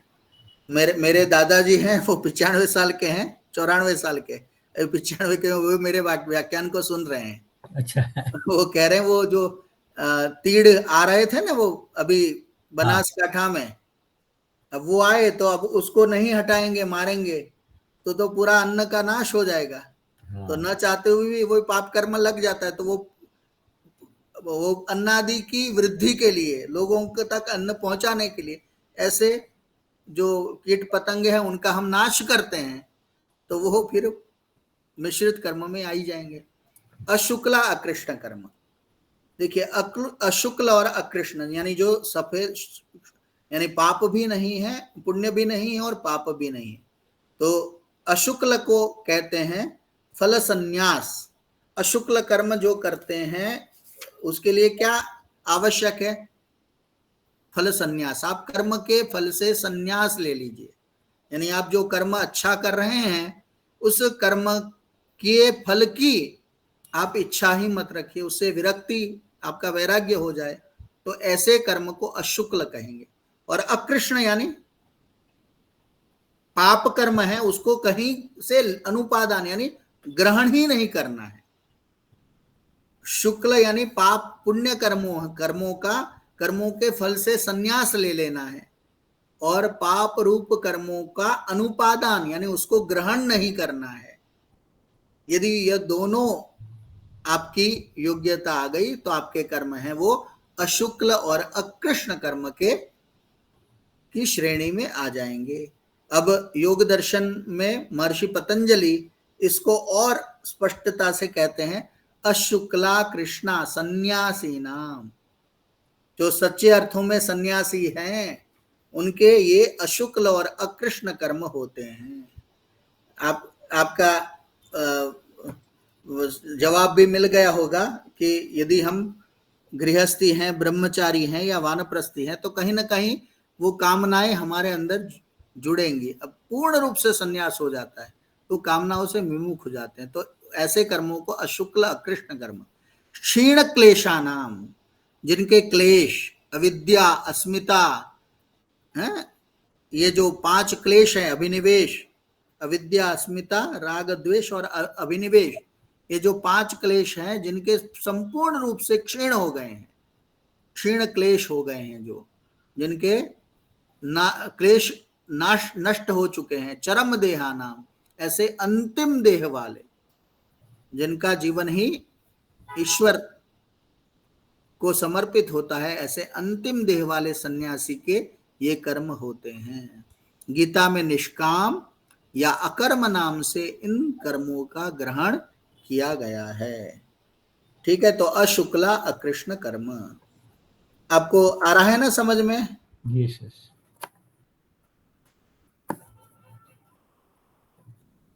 चर्चा बोरिंग हो रही है तो कहिएगा, तो फिर थोड़ा सा इतर भी चले जा सकते हैं हम लोग। नहीं, ठीक चल रहा है सर। ठीक है जी। हाँ। अब श्रेय और प्रेय कर्म, वैसे तो ये है ना 2 मार्ग बताए हैं। कठोपनिषद आप सभी ने थोड़ा सा पढ़ा ही है। यदि आपको बहुत सरलता से समझना है तो गांधीनगर में ये स्वामीनारायण मंदिर है, वहां पर एक सच्चिदानंद शो लगता है, जो रात को वाटर शो आता है, उसमें यम नचिकेता वाला ही संवाद दिखाया जाता है। आप बहुत सारी चीजें उसके माध्यम से भी समझ पाएंगे। तो ये श्रेय और प्रेय कर्म है, ये कठोपनिषद में इनका उल्लेख है। यह भेद विवेक बुद्धि की दृष्टि से किया गया है। कठोपनिषद में यम नचिकेता संवाद के माध्यम से इन दोनों कर्मों का अर्थात मार्गों का विवेचन प्राप्त होता है। इसलिए श्रेय मार्ग और प्रेय मार्ग ऐसा भी कहा जाता है, और इसी को हम कर्म भी कह सकते हैं, श्रेय कर्म और प्रेय कर्म। वहां पर ये उल्लेख आता है, श्रेयश्च प्रेयश्च मनुष्य में तोत्संपरित्य विविनक्ति धीरः, श्रेयो हि धीरो विप्रेयसो वृणीते, प्रेयो मंदो योगक्षेमात् वृणीते। मनुष्य श्रेय और प्रेय इन मार्ग को ग्रहण करते हुए मनुष्य अपने जीवन का धीर व्यक्ति है, वो अपने जीवन का वो विभाजन करता है, एक श्रेय मार्ग की तरफ और एक प्रेय मार्ग की तरफ। उसमें जो श्रेय मार्ग है वो अभिप्रेयसः, प्रेय मार्ग से भी उत्तम रीत से वो वृणीते, योग्य लक्ष्य को वो प्राप्त करता है। प्रेय मंदः, जो प्रेय मार्ग होता है वो थोड़ा मंद होता है, थोड़ा अल्पज्ञ होता है, वो थोड़ा सा धीमा होता है। योग क्षेमात् वृणीते, और उसको हम योग क्षेम के द्वारा उसको प्रेय मार्ग से प्राप्त कर सकते हैं। तो ये जो 2 मार्ग हैं वो दो मार्ग हैं, वो 2 चीजों को बताते हैं। एक है सांसारिक उन्नति और दूसरी है वो पारलौकिक उन्नति। जो प्रेय मार्ग है वो सांसारिक उन्नति का प्रतिपादन करता है, और जो श्रेय मार्ग है वो पारलौकिक उन्नति का वो प्रतिनिधित्व करता है। लेकिन प्रिय मार्ग के साथ दूसरी चीजें भी आ जाती हैं। प्रिय मार्ग का संबंध रुचि और अपने अनुकूल स्वभाव से है। आपको देखिए, करेला मिल रहा है इस समय, अब चैत्र महीना आएगा तो हम सभी लोग नीम के पत्तों का सेवन करेंगे। नीम के पत्ते होते हैं, वो चैत्र महीने में खा लीजिए तो पूरे साल भर आपको बीमारी से वो दूर रखते हैं। आपको बहुत प्रकार के जो रोग होते हैं उनसे आपको बचा के रखते हैं, इतना उसका प्रभाव रहता है। तो नीम है वो श्रेय है या प्रिय है? प्रिय नहीं है लेकिन श्रेय है। हाँ, देखो, हमें किसी को कड़वा खाना, रसगुल्ले को एक तरफ रसगुल्ला रखा हो और एक तरफ नीम का शरबत रखा हो, आप भीड़ को छोड़ दीजिए, 2 मिनट में रसगुल्ले का जो बर्तन होगा वो भले कितने भी हो वो खाली हो जाएगा, और वो छोटा सा भी रखा होगा पात्र उसका, वो लगभग खाली सा ही रहेगा, क्योंकि कोई भी पसंद नहीं करेगा। तो ये प्रिय मार्ग है वो रसगुल्ले के उस बर्तन की तरह जिसको सब लोग जिसको पसंद करते हैं। तो प्रिय का संबंध रुचि से होता है। अच्छा लग रहा है आपको, अपने अनुकूल स्वभाव का है, तो उसको हम प्रिय कहते हैं। मुझे ये अच्छा लग रहा है, जिसमें उसको अपने अनुकूल जो लगता है, अच्छा लगता है, खुश हो जाता है जिसको देखकर, वो प्रिय मार्ग है। यह लौकिक उन्नति का प्रतीक है। ये जो हमारे कठोपनिषद में कहा है, तो ये प्रिय मार्ग है वो लौकिक उन्नति का प्रतीक है। प्रिय मार्ग को अपनाने से लौकिक उन्नति होती है। प्रिय वस्तु अच्छी भी हो सकती है और बुरी भी, लेकिन एक समस्या है कि प्रिय वस्तु आप अपना रहे हैं वो अच्छी भी हो या बुरी भी हो। अब डायबिटीज वाले के लिए वो रसगुल्ला है, वो खाना बुरा है, और किसी ऐसे के लिए अच्छा भी हो सकता है। तो कोई वस्तु अच्छी और बुरी दोनों हो सकती है। यह कभी कभी मनुष्य को अवनति मार्ग पर ले जाता है। यह कर्म है वो प्रिय मार्ग का अनुसरण करते हुए वो अपने को अच्छा लगता है, स्वयं उससे प्रसन्न है, उस चीज पर वो चलता जाता है, तो कहीं वो अवनति के मार्ग पर भी ले जाता है। प्रिय मार्ग का पथिक है वो मंद है, और वह कल्याण मार्ग से विच्युत हो जाता है, कल्याण मार्ग से वो भटक जाता है। ये जो प्रिय मार्ग है देखने में सरल है, एकदम सिंपल है, लेकिन यह भटकाने वाला मार्ग है। देखिए, इसी शब्द को, इसी बात को कठोपनिषद का ऋषि कहते हैं, नसाम परायः प्रतिभाति बालम प्रमाद्यंतम वित्त मोहेन मूढ़म अयम लोको नास्ति पर इति मानी पुनः पुनर्वशमापद्यते में। ठीक है, ये प्रमादी वित्त मोह से मूढ़ व्यक्ति को, ठीक है, यह दूसरे का है ऐसा तो प्रतीत होता ही नहीं है, वो तो सब मेरा ही है ऐसा मानकर, मुझे जो अच्छा लगता है वही सही है ऐसा मानते हुए वो बारंबार वशम, वही कर्मों के वश में या बंधनों के वश में आते हुए वो गिरता जाता है। अब देखिए श्रेय मार्ग कैसा है। श्रेय मार्ग का संबंध उत्तम है और सदैव हितकारी मार्ग से है। वहां पर आपका हित होता है। एक दो शब्द है, एक है हित और एक मनोहारी। मन को अच्छा लगे वो प्रिय है, और हितकारी है वो श्रेय है। जैसे वो एक सुक्ति है, हितम मनोहारी च दुर्लभम वचः। आप किसी की वाणी को सुनते हैं ना, तो उसमें दो चीजें होनी कठिन है, एक तो मनोहारी हो और एक हितम, हितकारी हो। या तो हितकारी होगी तो आपको अच्छी नहीं लगेगी, और आपको अच्छी लगेगी तो वो हितकारी नहीं होगी। तो ऐसे दुर्लभ वचन होते हैं जो हितकारी भी हो और प्रिय भी लगे, और ये दोनों तो बहुत मुश्किल है। इस प्रकार जो श्रेय मार्ग है वो हित से संबंध रखता है। वहां पर वो नहीं देख रहे हैं कि भाई उसको अच्छा लगेगा या बुरा लगेगा, लेकिन ये मार्ग है वो आपके लिए सही है, ऐसे मार्ग को ये दिखाता है श्रेय। और उसी द्वारा किए जाने वाले कर्म है वो श्रेय कहते हैं। थोड़ा सा श्रेय कुछ रियल टाइम एग्जांपल से सर कुछ रियल टाइम एग्जांपल्स से बता दीजिए, थोड़ा कंफ्यूज हो गए। हाँ जी, प्रिय मार्ग को हम कहेंगे जिस प्रकार आप किसी भी चीज को आप कर रहे हैं, उस चीज में यदि एकदम दूसरा, आप ये देख लीजिए ना, आप अपना ही विषय ले लीजिए, आप ये अभ्यास कर रहे हैं, तो अभ्यास में एक मार्ग तो ऐसा है कि आप परीक्षा की दृष्टि से पढ़ लीजिए और सब तरह की झंझटों से आप मुक्त हो जाएंगे, क्योंकि ये सब धीरे धीरे हम जितना जितना समझने का प्रयत्न करेंगे ना, उतना उतना हमें डीप में जाना पड़ेगा।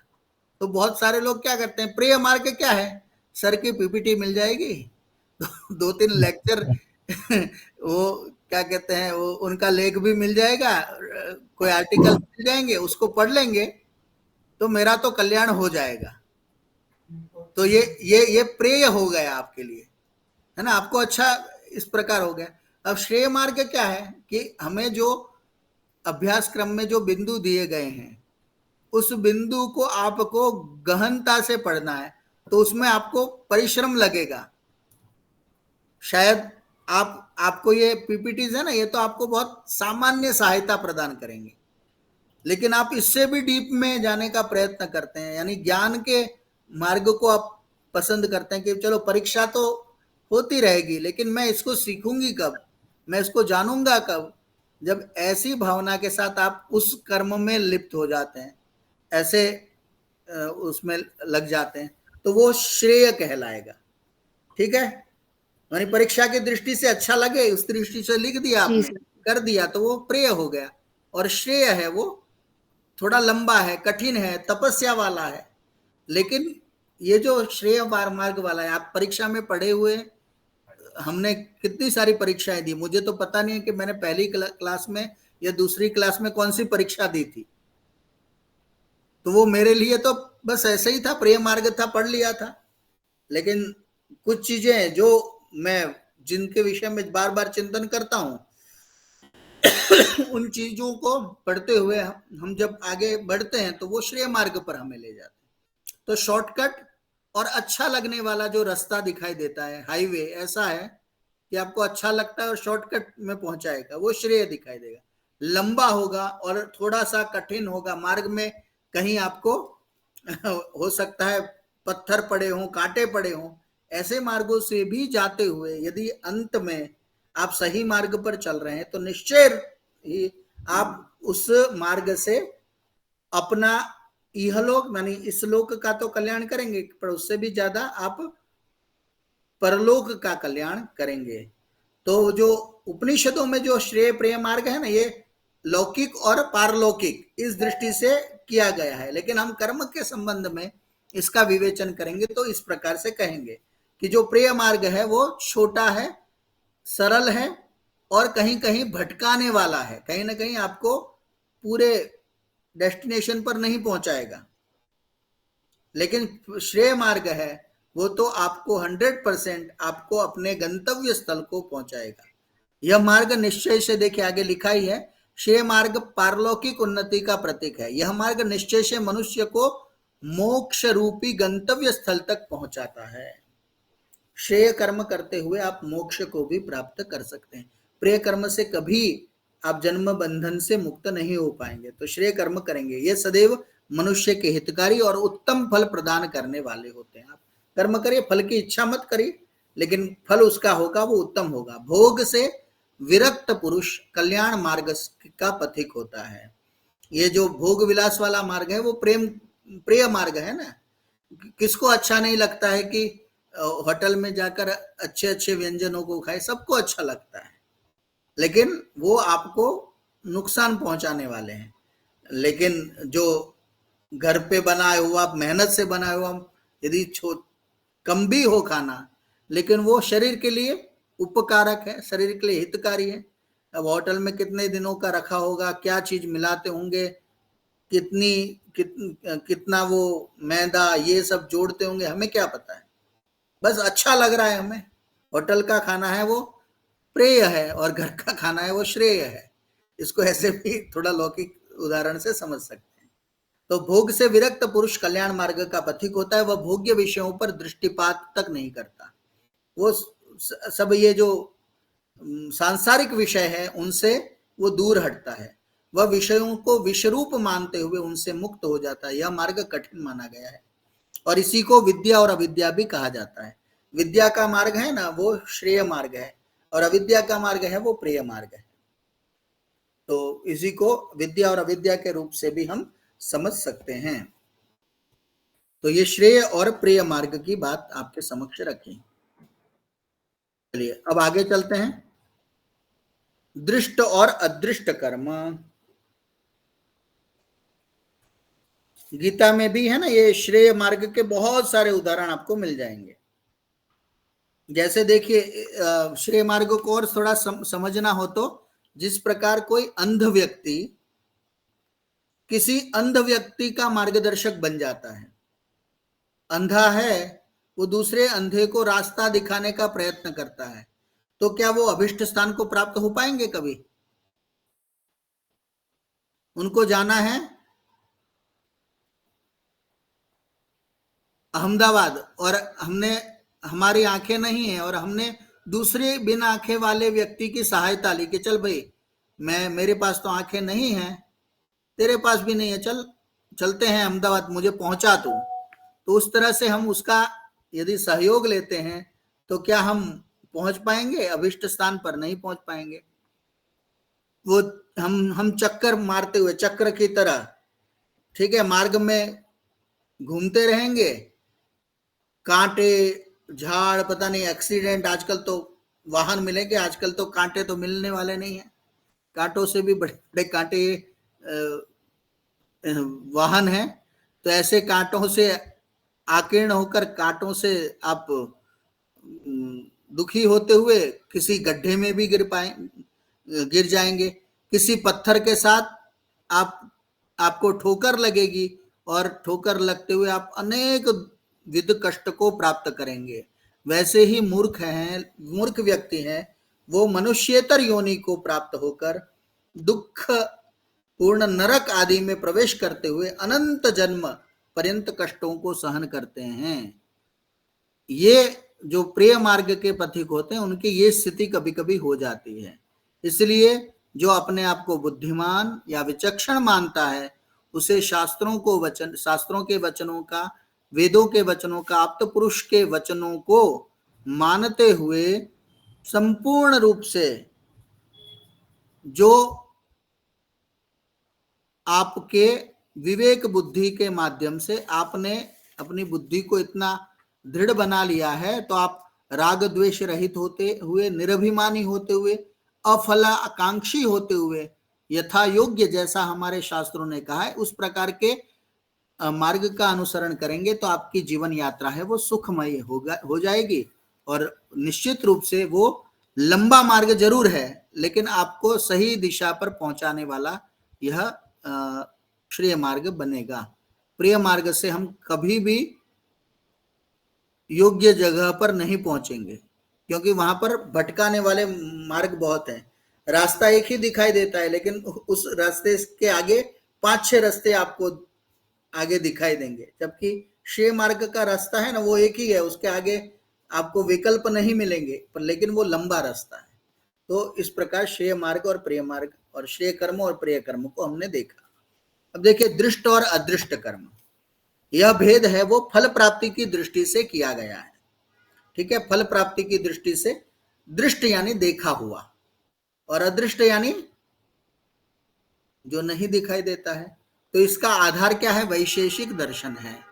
वैशेषिक दर्शन में कहा गया है दृष्टा दृष्ट योजनानाम दृष्टा भावे प्रयोजनम अभ्युदयाय। ठीक है, दृष्ट और अदृष्ट प्रयोजनों से युक्त कर्मों में, दृष्ट कर्म के अभाव में परलोक के कल्याण या सुख के हेतु अदृष्ट कर्म होते हैं। ठीक है, अब देखिए इसको सरल शब्दों में समझे तो इस प्रकार हो जाएगा कि कुछ कर्मों का फल इसी जन्म में हम देख लेते हैं, तो ऐसे कर्मों का फल हम इसी जन्म में देख लेते हैं, ऐसे कर्मों को हम दृष्ट कहेंगे। ठीक है, कर्मों का फल हमें इसी जन्म में मिल गया। आपने परीक्षा दी, आपका रिजल्ट आ गया, तो ये आपको दिखाई दे गया। लेकिन कभी कभी आपने ज्ञान को प्राप्त किया है, क्या पता ऐसी स्थिति में आपको यह ज्ञान है वो आपको अदृष्ट रूप से भी सहायता करेगा। अगले जन्म में आपको जितनी आपने मेहनत की है, ज्ञान की प्राप्ति की है, वो ज्ञान के संस्कार हैं, वो आपके सूक्ष्म शरीर के साथ जुड़ेंगे और आपको अगले जन्म में उतना कम परिश्रम करना पड़ेगा, या आप ऐसा ही परिश्रम करते हुए और अधिक आपकी प्रगति कर पाएंगे। तो ऐसे जो इस जन्म में जो फल प्राप्त हो जाते हैं, जिनके फल को हम देख लेते हैं, उसको दृष्ट कहते हैं। और कुछ कर्मों का फल इस जन्म में न देख पाने की वजह से, अर्थात पुनर्जन्म के माध्यम से प्राप्त होने से वे अदृष्ट कहे जाते हैं।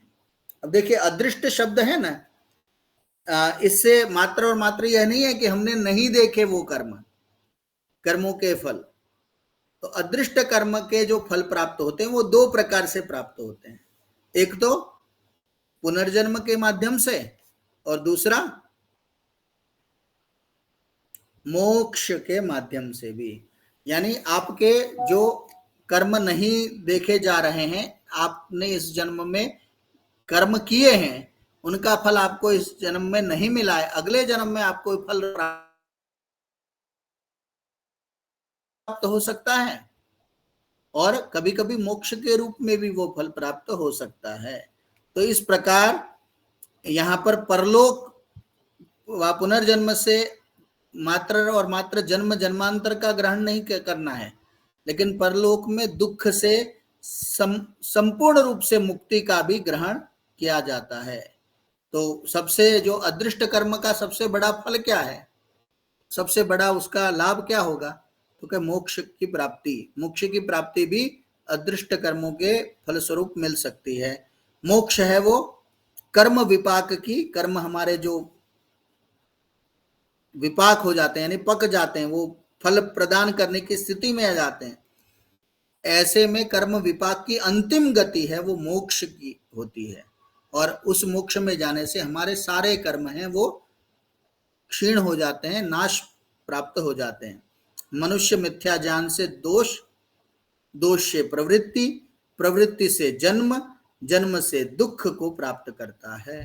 ठीक है, मनुष्य सबसे पहले देखिए मिथ्या ज्ञान होगा, तो मिथ्या ज्ञान से दोष, वो एक था ही तो वो कि किस तरह हमें जन्म प्राप्त करना पड़ता है। तो मिथ्या ज्ञान से दोष, दोष से प्रवृत्ति, प्रवृत्ति से जन्म, और जन्म से फिर दुख की प्राप्ति मनुष्य करता है। इन दुखों को दूर करने का प्रयत्न करता है। तो सबसे पहले क्या करना पड़ेगा, उसको मिथ्या ज्ञान को दूर करना पड़ेगा। मिथ्या ज्ञान दूर होंगे तो दोष वो धीरे धीरे क्षीण होते जाएंगे।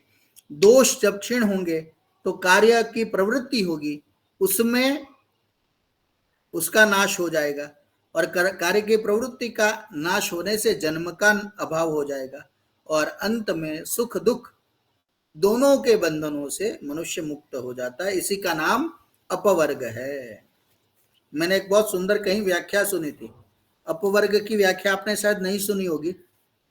कोई समझा सकता है अपवर्ग की व्याख्या?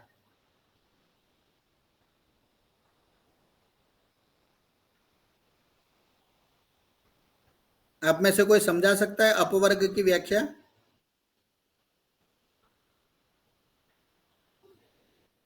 नहीं सर।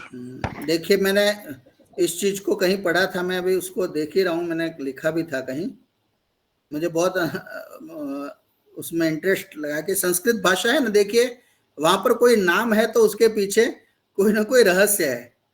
पवर्ग, पवर्ग को जानते हैं आप? वर्णमाला में पवर्ग, बिल्कुल, जिसमें पवर्ग को स्थान नहीं है उसको हम कहेंगे अपवर्ग। अब आप कहेंगे ये पवर्ग को स्थान नहीं, तो प से क्या है? तो प से जहां पर पाप आपके नहीं होंगे। ठीक है, प से पाप, जहां पवर्ग नहीं है वो अपवर्ग है।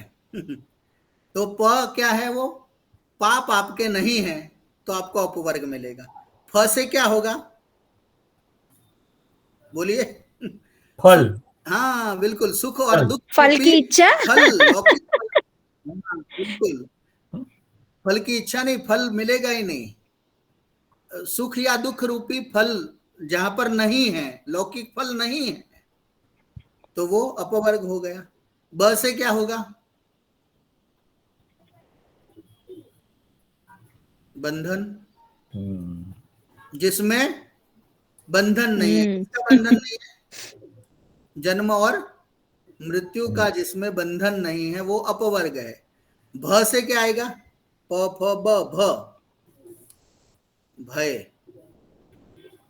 जिसमें हमें बिल्कुल भय नहीं है, अभय हैं हम सब जगह से। देखिए आप जन्म लेते हैं ना, तो भय में तो जीना पड़ता ही है, और प्रत्येक व्यक्ति भयभीत होता है। किसी न किसी चीज का फोबिया मनुष्य को होता ही है, श्योर। यस। किसी को अग्नि से, किसी को वायु से, किसी को जल से, किसी को पशु से।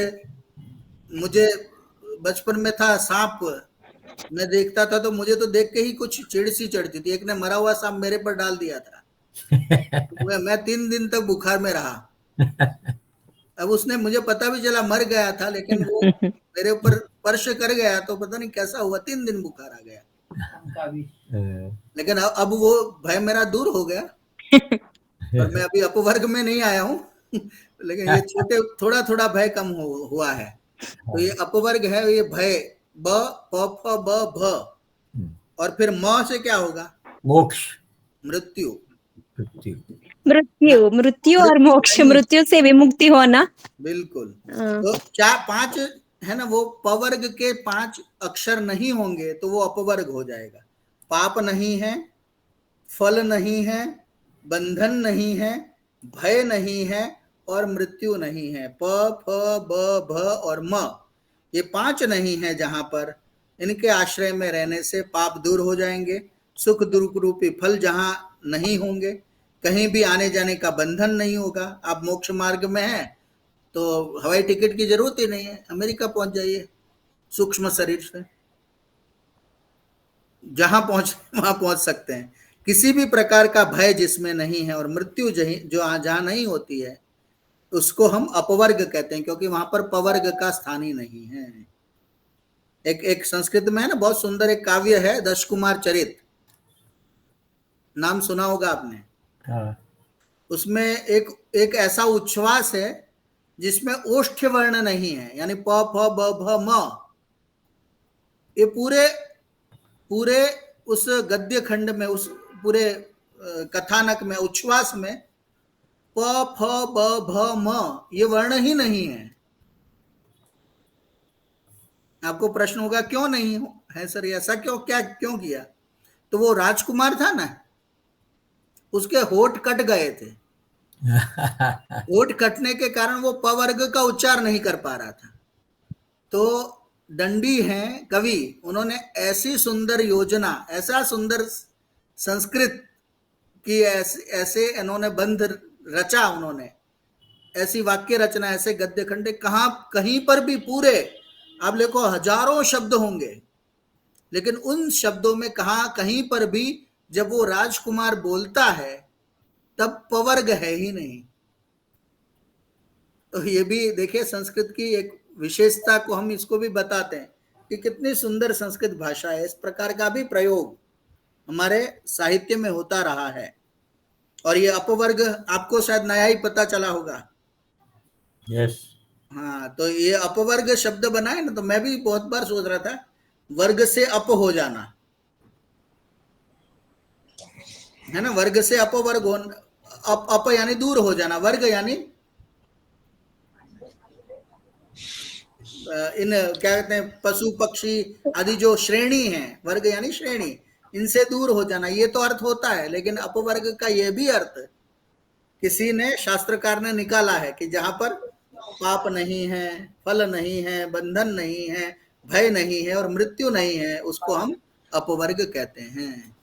तो ये अपवर्ग का कारण ये अदृष्ट अदृष्ट हैं वो फल कभी कभी हमें अपवर्ग के रूप में भी प्राप्त होते हैं।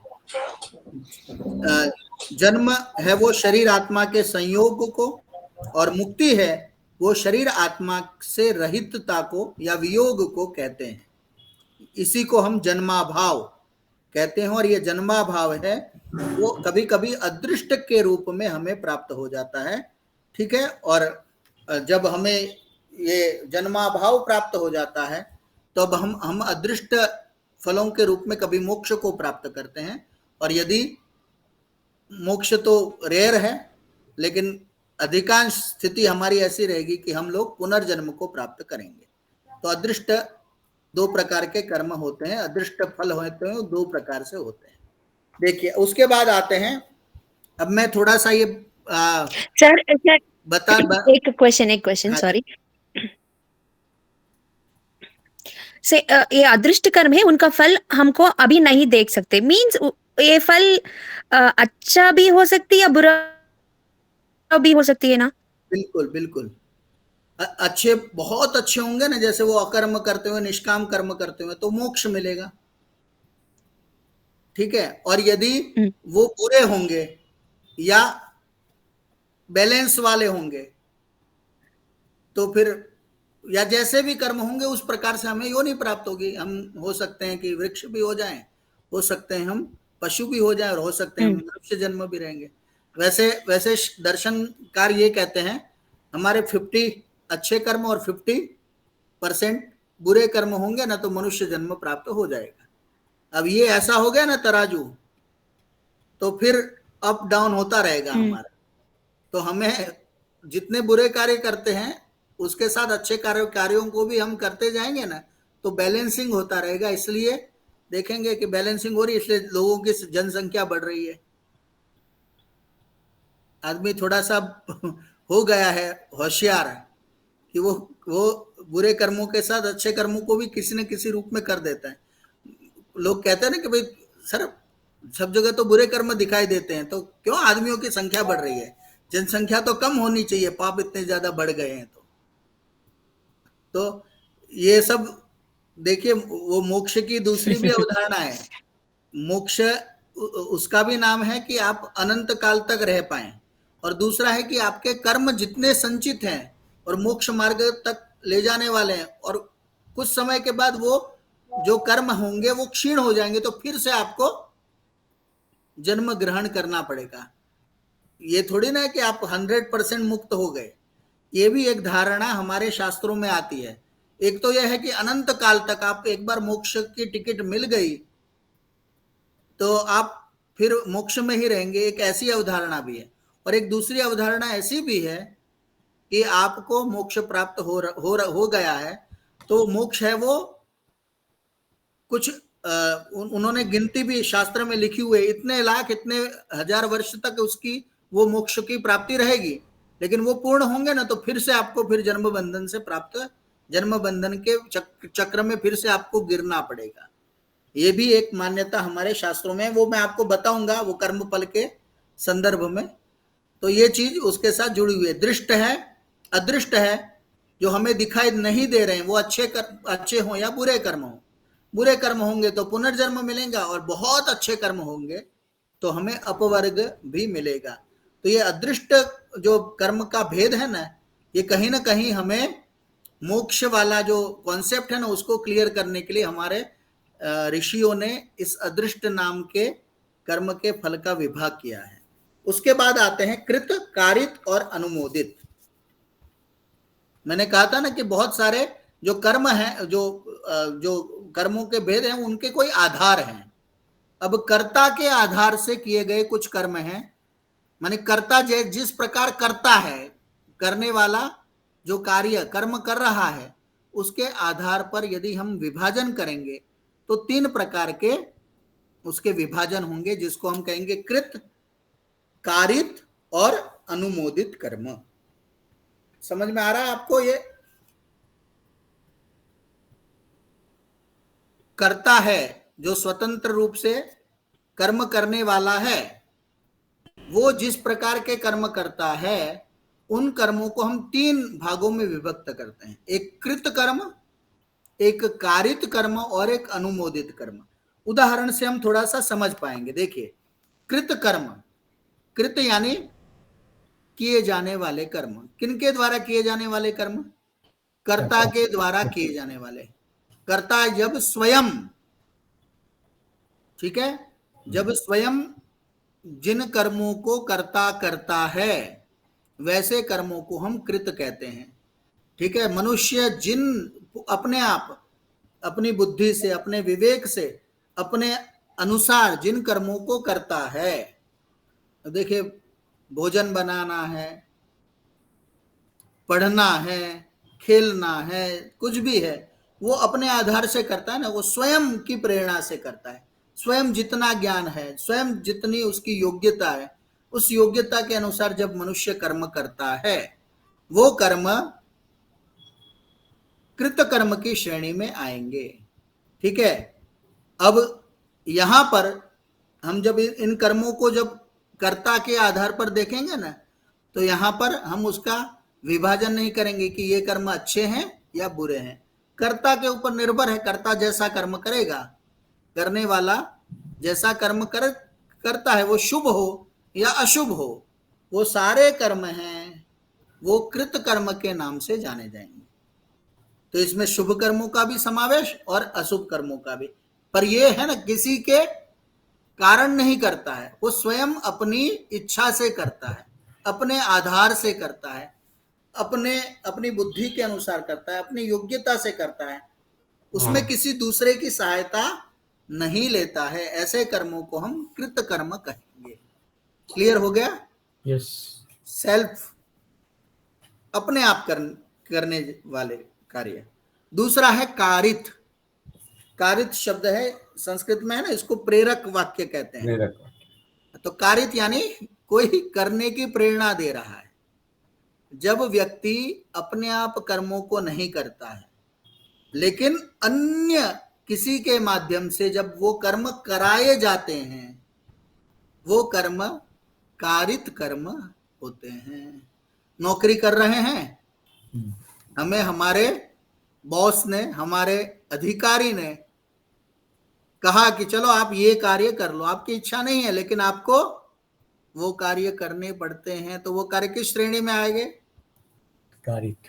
कारित श्रेणी में आ गए। करता है वो स्वयं कर्मों को नहीं करता है, लेकिन उसको कराया जाता है। जैसे देखिए, ये तो थोड़ा वैसा उदाहरण हो गया, लेकिन अच्छे अर्थ में इसका उदाहरण लेंगे कि मनुष्य अपने आप दान देने की इच्छा नहीं रख रहा है, लेकिन हमारे गणात्रा सर किसी मित्र को लेकर गए और कहा, भाई बहुत अच्छी संस्था है, बहुत अच्छा यहाँ पर कार्य हो रहा है, आप अपने राशि में से, अपने जमा किए हुए धन में से आप यदि 5,000, 2,000, 10,000 इस संस्था को दे देते हैं तो बहुत बड़ा उपकार हो जाएगा, भला हो जाएगा। तो उस गणात्रा जी की प्रेरणा से मैं, भाव प्रकाश, वो कर्म को दान करने को मैं प्रेरित हो गया, तो वो कर्म क्या हो जाएंगे? कारित हो जाएंगे। वो कर्ता वाले जो फल प्राप्त होता है, कारित कर्म, हाँ, वो हम खुद करते हैं, उसका फल थोड़ा अलग होता है, कारित का थोड़ा अलग होता है, मिलता है अच्छा ही फल, लेकिन उसमें क्या कहते हैं, वो हो जाती है, इसमें भागीदारी हो जाती है, पार्टनरशिप हो जाती है। कुछ फायदा है वो ले लिया गणात्रा सर ने, और कुछ मिल गया मुझे। तो वो कारित कर्म इस प्रकार के होते हैं। तो किसी के द्वारा प्रेरणा दी जाती है। ऐसे बुरे कर्मों के विषय में भी है। आदमी नहीं सिगरेट पी रहा था, लेकिन गले पर 2, 4, 5 बार गया, चलो भाई पियो, क्या बुरा है इसमें? तो देखो सारी फिल्म इंडस्ट्री और पिक्चर में देख रहे हैं, यही तो काम हो रहा है। तो वो किसी को प्रेरणा दे देता है ऐसा बुरा कर्म करने की, वो कर लेता है, तो वो कारित हो जाता है। अधिकांश हम कारित कर्मों पर डिपेंड रहते हैं। आप एक बार बहुत सूक्ष्मता से विचार करेंगे ना, तो हमारे अधिकांश जो कार्य होते हैं वो कारित होते हैं। बचपन में माता पिता भेजते हैं, चलो स्कूल में जाओ तो इच्छा होती है, चलो ये तैयारी करो, ये बैठो, ये करो, वो करो, कारित कारित कारित कारित कारित पे ही जीते हैं।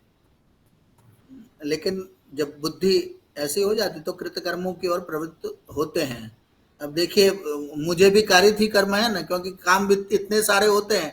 लेकिन श्रुति जी मैडम मुझे कहती है, भाई आपको लेना ही पड़ेगा वर्ग, छुटकारा नहीं है, नहीं तो ये सब फिर इधर उधर। श्रुति जी का पुण्य कुछ है, आपका पुण्य कुछ है। हाँ, तो ये हम सबको पढ़ाने के। और आपको भी मिल रहा है, आप भी कुछ अच्छे कार्यों की आपको भी प्रेरणा मिलती है, तो ये चैन चल रही है, एक प्रकार कर्मों की एक श्रृंखला बन रही है, चैन सिस्टम जिसको कहते हैं। अब देखिए, तीसरा जो कर्म होता है वो अनुमोदित कर्म होता है। जिन कर्मों को जीव अपने आप नहीं करता है, नहीं कर्म करते हैं, और नहीं कर्म वो कराया जाता है, ठीक है, लेकिन वो न करता हुआ, न करा, किसी और के द्वारा कराता हुआ किसी चीज का समर्थन करता है। अनुमोदन, अनुमोदन मीन्स उसको क्या कहेंगे इंग्लिश में? सम्मति आपे, टेको आपे। हाँ, इंग्लिश में उसके लिए शब्द है ना कि कंसेंट। हाँ, थोड़ा उसी प्रकार का उसका समर्थन करता है। उसको ऐसी हाँ, सपोर्ट करता है। हाँ, किसी का सपोर्ट करता है, कुछ न करता हुआ सपोर्ट करता है। ऐसे कर्मों को हम अनुमोदित कर्म, हाँ, सपोर्टिव जो कर्म होते हैं ऐसे को हम अनुमोदित कर्म कहेंगे। ऐसे कर्मों में मनुष्य किसी का भी समर्थन कर देता है। जैसे किसी मनुष्य ने कुएं का निर्माण कराया, अब तो कुएं वाली सब प्रथा ही निकल गई। अभी भी कुछ ऐसे लोग हैं ना दक्षिण में, वो कुएं के जल से ही स्नान करते हैं। हमारे मैं सोमनाथ यूनिवर्सिटी में पढ़ाता था, उस समय एक आए थे कुलपति, तो उनका ऐसा था कि वो कुएं का पानी से स्नान करते थे। हमें तो 2 दिन लगे कुएं को ढूंढने में, फिर गांव में से हमने कुआं ढूंढा और फिर उनको लेके गए कि यहाँ जी आपके स्नान की व्यवस्था हो पाएगी। तो ये कूप वाला भी अब खत्म हो गया है, लेकिन कुएं का निर्माण पहले कराना बहुत बड़ा पुण्य का काम माना जाता था। धर्मशालाओं का स्थान ले लिया होटलों ने, और कुएं का स्थान ले लिया अब बिस्लरी की बोतलों ने। तो ये होटल और बोतलों ने हमारे कुएं और धर्मशाला का नाश कर दिया। इसलिए देखिए, अब तो तीर्थ यात्रा करनी है ना, तो जेब में 30-40 हजार रुपये हैं या नहीं, इतने हैं तो अब आप तीर्थ यात्रा कर पाएंगे। नहीं तो पता है, वो घोड़े पर बैठ के जाना, हवाई जहाज से जाना, इससे जाना, उससे जाना, कितने ऑप्शन मिलते हैं। पैसे हैं तो कर पाता है आदमी, नहीं है तो बहुत कठिन हो जाता है उसको, रहेगा कहाँ बेचारा ठंडी में। तो ये धर्मशालाएं ये इस प्रकार के कार्यों के लिए होती थी। कुएं होते थे, वो जल की आपूर्ति करते थे। मनुष्य को भोजन शायद कठिनाई से मिले तो चल जाएगा, लेकिन जल तो चाहिए ना। तो ये जल और धर्मशाला ये बहुत अच्छे। तो वो कोई परोपकार के लिए कूप निर्माण करता है, कुएं का निर्माण करता है, दूसरे का उसके साथ न उसका सगा है, न संबंधी है, न उसने उसको प्रेरणा दी है, लेकिन वो कुएं का पानी पीते हुए कहता है, आ हा, बहुत अच्छा किया इसने, कुआं खुदवाया, कुआं बनवाया, इससे देखो कितने लोगों की प्यास है वो बुझ रही है। ऐसे कर्मों को जब अनुमोदन प्राप्त होता है, हम किसी रूप में उसकी प्रशंसा, निंदा कुछ भी करते हैं, अनुमोदन करते हैं, तो उन कर्मों को अनुमोदित कर्म कहेंगे। इसलिए एक शब्द बहुत प्रचलित है, अन्याय करने वाले से ज्यादा पाप का भागी अन्याय सहन करने वाला नहीं, अन्याय देखने वाला होता है। अन्याय करने वाले और अन्याय सहन करने वाले से भी अधिक पाप है ना वो अन्याय को देखने वाला, क्योंकि वो अनुमोदन कर रहा है ना, कुछ कर ही नहीं रहा है उसके लिए। तो आप